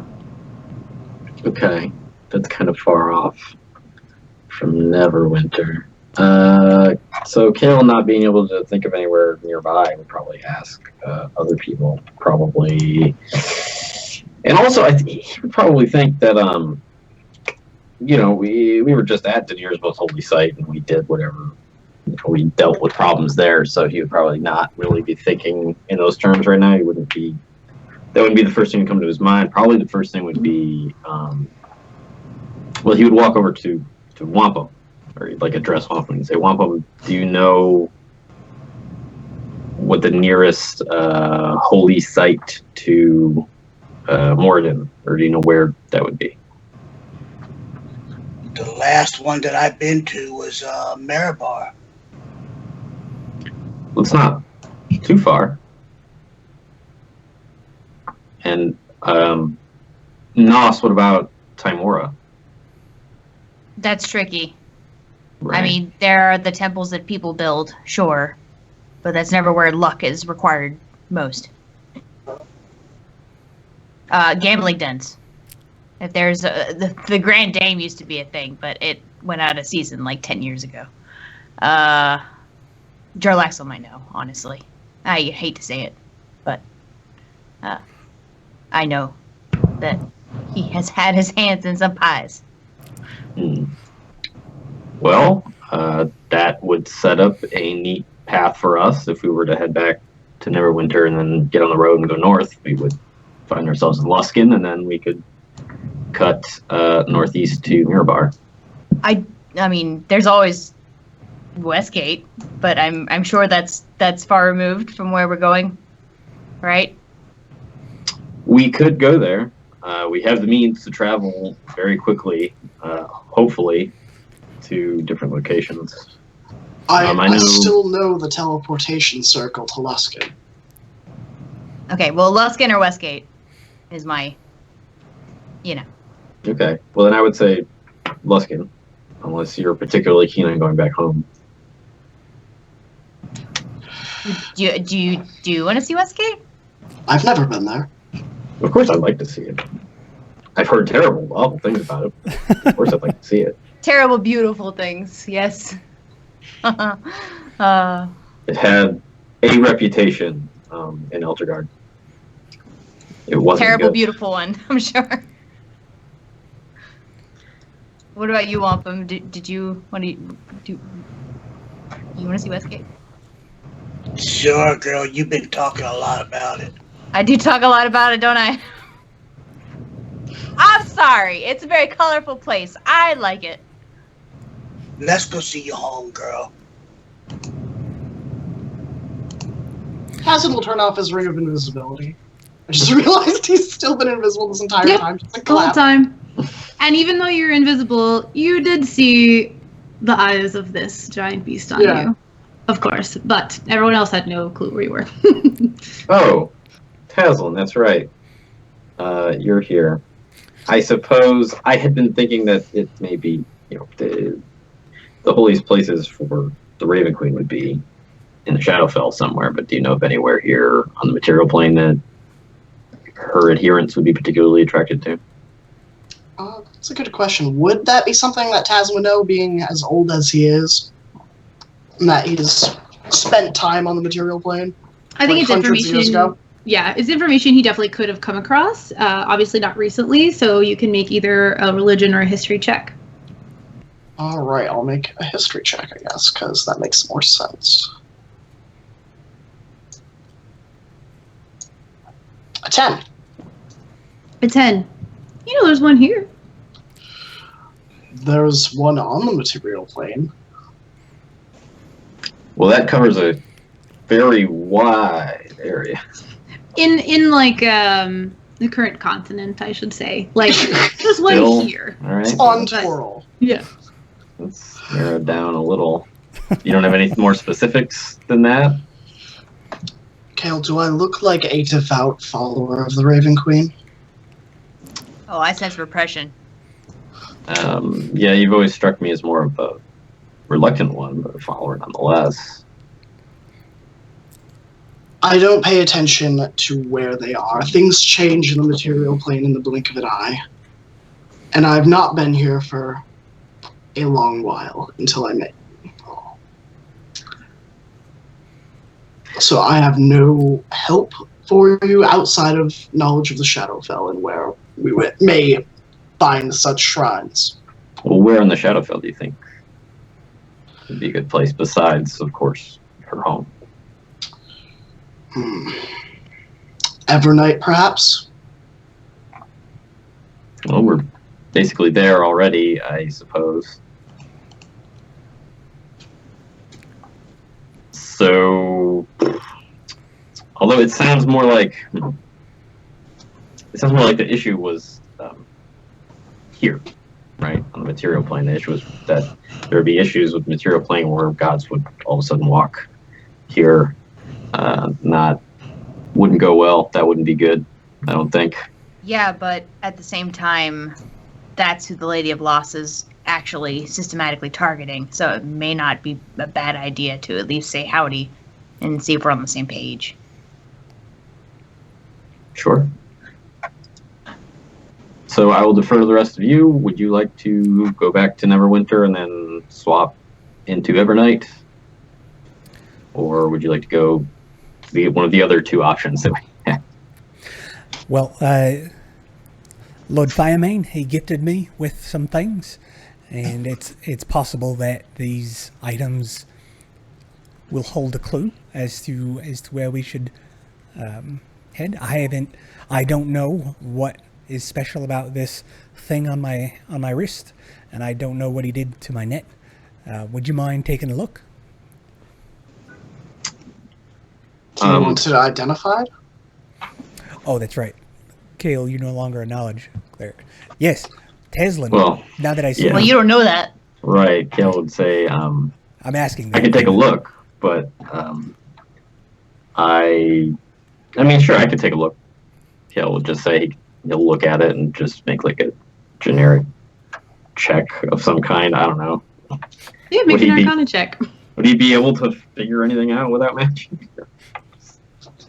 Without the identify spell, like Arcana checks allow you to like discern if things have a magical presence, and maybe with a particularly good one, you might like glean some more specific information. But like, what is the function of this? That is identify. Yeah, no. He rolled a 9. Yeah. So he'll like take a look and be like, "Hey, honestly, I'm not sure. To be frank, I have forsaken the blessing of knowledge. I don't know if you guys noticed. I don't have the tome with me anymore." But I'm sure Tazlin could handle it. What? Oh, I hadn't even noticed. I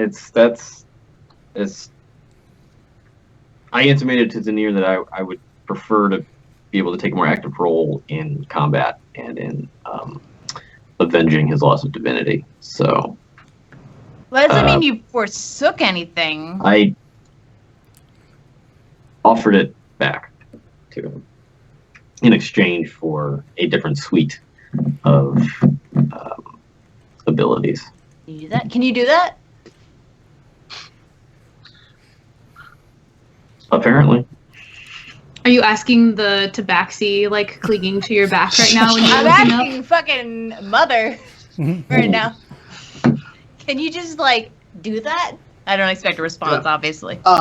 While they're talking, I'm just gonna identify the that. Okay. Tenzo knows that they're gonna ramble on for a while, so he's just like, okay. Yeah, let me take that. Can you cast it ritualistically, or are you just going to cast Yes, it outright? I'm ritual casting it. Okay, yeah, that was my question, how long it takes. So you sit down and you take 10 minutes and they're having this conversation and you're like kind of like sidelong hearing something about forsaking knowledge or whatever, and 10 minutes pass and your spell works. So the information that you're able to discern, I forget exactly what Identify finds out. I know that it basically tells you pretty much everything, I think, correct?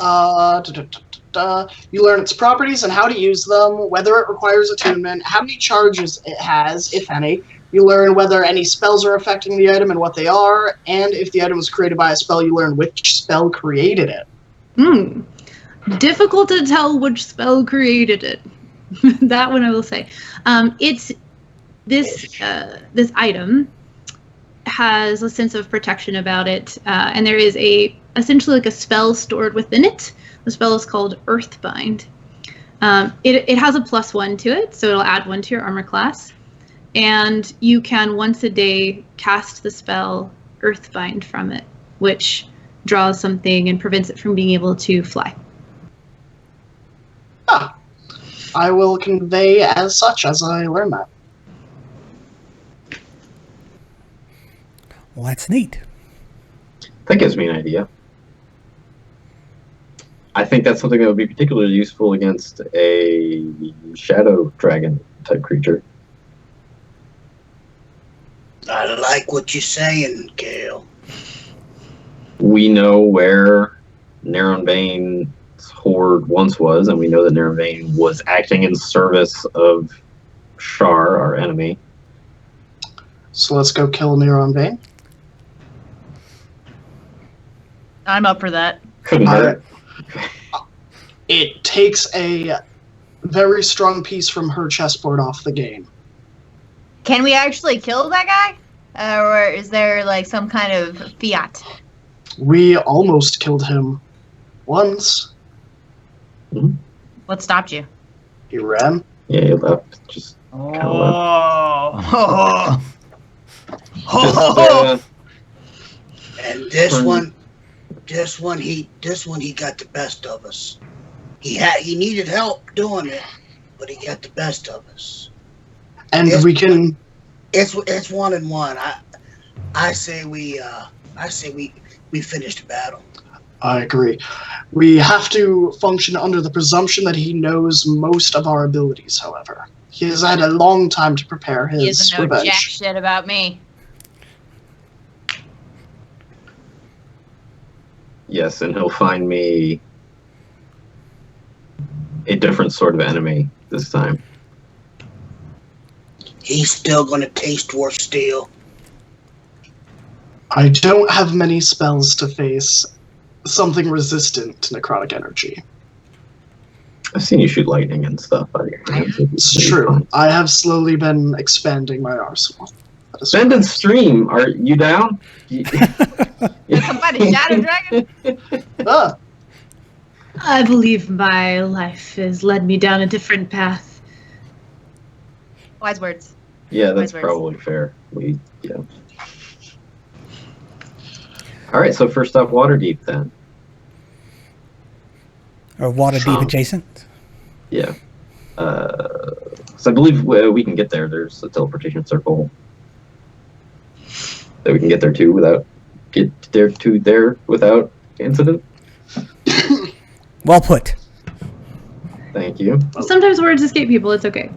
Sometimes different things mean different things, and it's hard. But Bend and Stream, do we need to escort you anywhere, or Are you good? Nah, I will find my way. I've seen his friends on the outskirts. He'll be okay.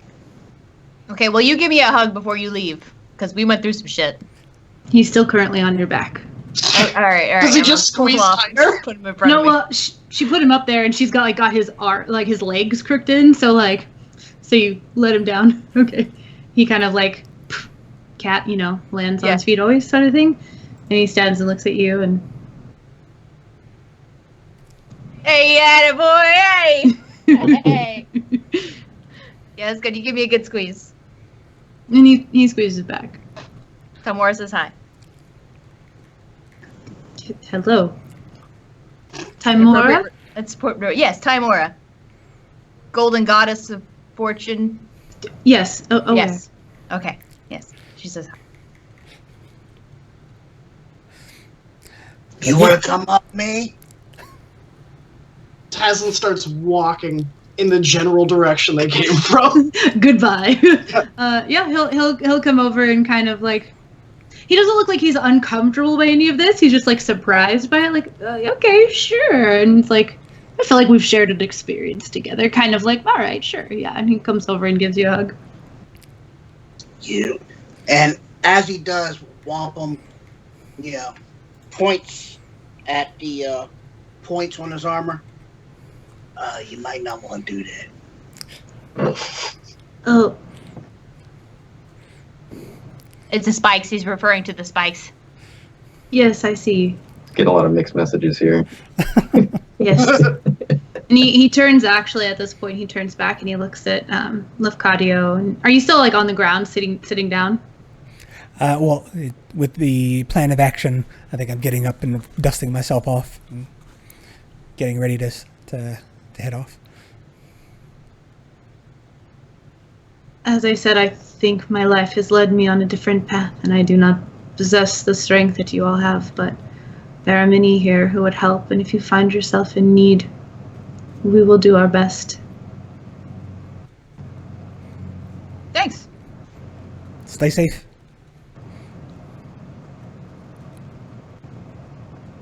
Where'd Tazlin go? He was supposed to teleport us. Where?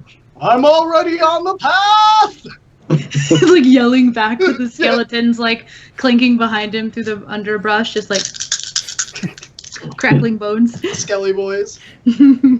Well, Kale, is it? Should we walk from Neverwinter to Waterdeep, or should we? Because we're not going to Waterdeep, right? We're going to the mountains north of Waterdeep. Correct, but it's closer to Waterdeep than we can. I don't remember. I believe it was a little bit closer to Waterdeep because that's why we addressed the people of Waterdeep or made an entreaty to the adventurers of Waterdeep to maybe attempt to defeat the Shadow Dragon. That was near their city. So, yeah, if we get to teleport to Waterdeep, I feel like that'd be the fastest way to get there.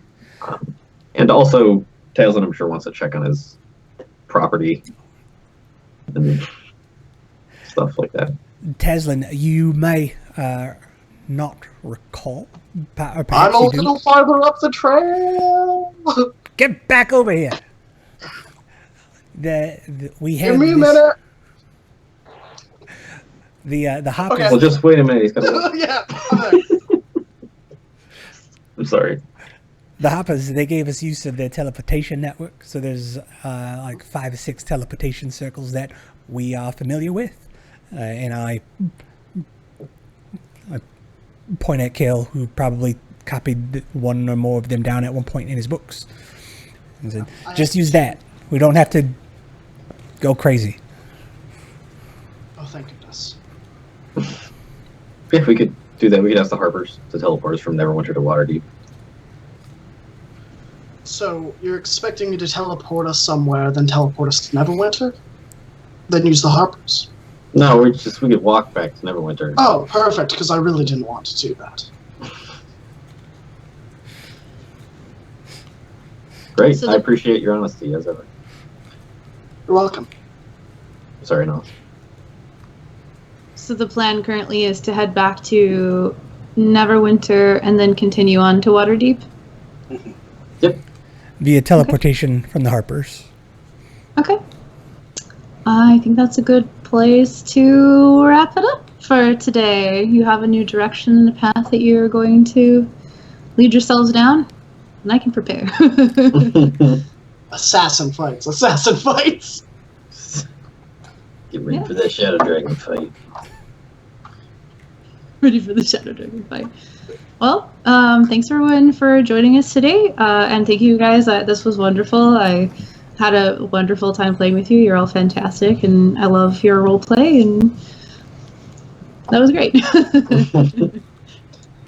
How do you sign off normally? I'm like, yeah, I don't know how to end it. Whatever. We usually say our name, where people can find us, who we played, and then our favorite thing that happened that session. Oh, okay. I'll kick that off. I said my favorite thing was getting to play with you guys like fully immersed for the first time, and you're wonderful role players, and I really enjoy just like the sitting back and watching you all talk with each other is fantastic. I am Katie Quixotic. I can be found everywhere as Katie Quixotic. Apparently that's not a really commonly used username. I'm on Twitter mostly, and I stream on at Katie Quixotic on Twitch. So then we'll go to Carl. Hi, I'm Carl, and I played Lafcadio Whitehorn. You can find me every Saturday on this channel at 11 Eastern, 8 Pacific, where we will be continuing this game. My favorite part of today was the gravity with which Nabanian appeared. I thought it was like Lafcadio was super nervous, but so was Carl. I very much felt in the presence of something large and foreboding and dangerous and mighty and powerful and awesome. And so I felt all of that. So kudos to your DMing masterclass. Thank you. And we'll go with Vinny. I'm Vinny. I play Kale, the half-elven light domain cleric of Janir. And you can contact me by going out to your backyard or local park, digging a hole and finding an acorn. And you need to hold that acorn up to your mouth and whisper a secret into it, and then you bury it and you weep a single tear of pure joy onto the buried acorn, and I will come to you in a dream. And my favorite part of today's session, I appreciate, so like new DM, new style, new stuff going on. I appreciate the whole. I kind of like the fiddly details a little bit, especially of like, what does your magic look like and stuff like that. It's just it's helpful and extra immersive, registered trademark. And yeah, that was my favorite part. And then we'll go with Graham. Hi, I'm Graham. I play Tazanevrio, your Shadow Guy Necromancer Wizard. You can find me on Fridays from 8 to 10:30 on Tales of Valeria, DMing a new campaign starting in 2 weeks, full of the original Magic Hands idiots that I usually DM, all 8 of them. Otherwise, you can find me here every week, usually, except the important fight weeks. My favorite part was, there were so many. It was probably when Lafcadio had to speak with Nobanian, because Tazlin's never talked to Lafcadio on that level and probably never will, but I get to watch all the interactions he has with Kale, and like when he confesses his deepest fears, and I get to feel like a third party to it. So that was really nice. And John. Hey everybody, I'm John. I am playing Wampum Thunderbelly, your Battle Master Fighter. I guess Wampum realizing that his party is back, his family is back, and realizing that instead of going home and pretty much retiring on his forge, he now has another battle to fight. So he's looking forward to it. Yay! Yay. And last but certainly not least, Kizzy. I'm very happy to hear that. I have been Champion Timor and Palo Plains, Heckler Big Fire Chickens. She who fights Storm, Nos, the boss of Neverwinter! Thank you. Be spicy. This is applause in sign language, by the way. So I It love is. the I know that. gesture. That's what yeah. I do it all the time. My favorite part, I had a lot of favorite parts. Most of the most potent ones, though, also revolved around Katie and her amazing DMing. I love the side quest for the health potion plant. Health potion plant. And that could be tied to a potential discount in the future. That's very cool, very realistic, very immersive, and very creative. More than what the game supplies on its own. That's what I look for in a DM. Fantastic. On point with the descriptions, for sure. Your ability to price things on the fly was impeccable. Especially when there was like the 4 gold for all the liquors. Oh, 2 gold, and that's generous. And there was this eye contact that me and you had where it was like, yes, we know how much this is actually worth. And then again, with the never giving away more than necessary parentheses inside checks.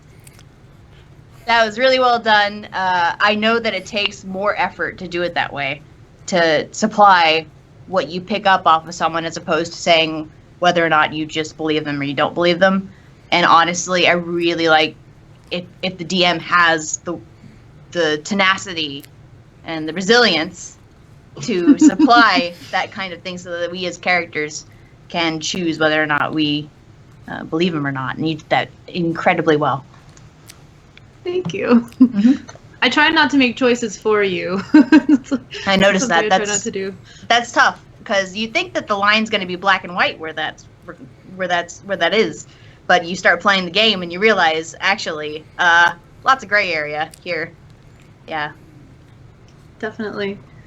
Well, that was very lovely. Thank you, everyone. Do you guys typically raid when you end too, or do you just kind of end? Yep. I note that the Greyhawk channel is streaming one of their newer games. It looks like the Lake of Diamonds is playing. Unless you have a preference, Katie, we want to go somewhere else. Let me see. No, we're good. Somebody was doing a really, really long charity stream, but it looks like they've ended that now. So I'm fine with that. I just wasn't sure where we were going. Okay, I did the overlay for that one. The on Lake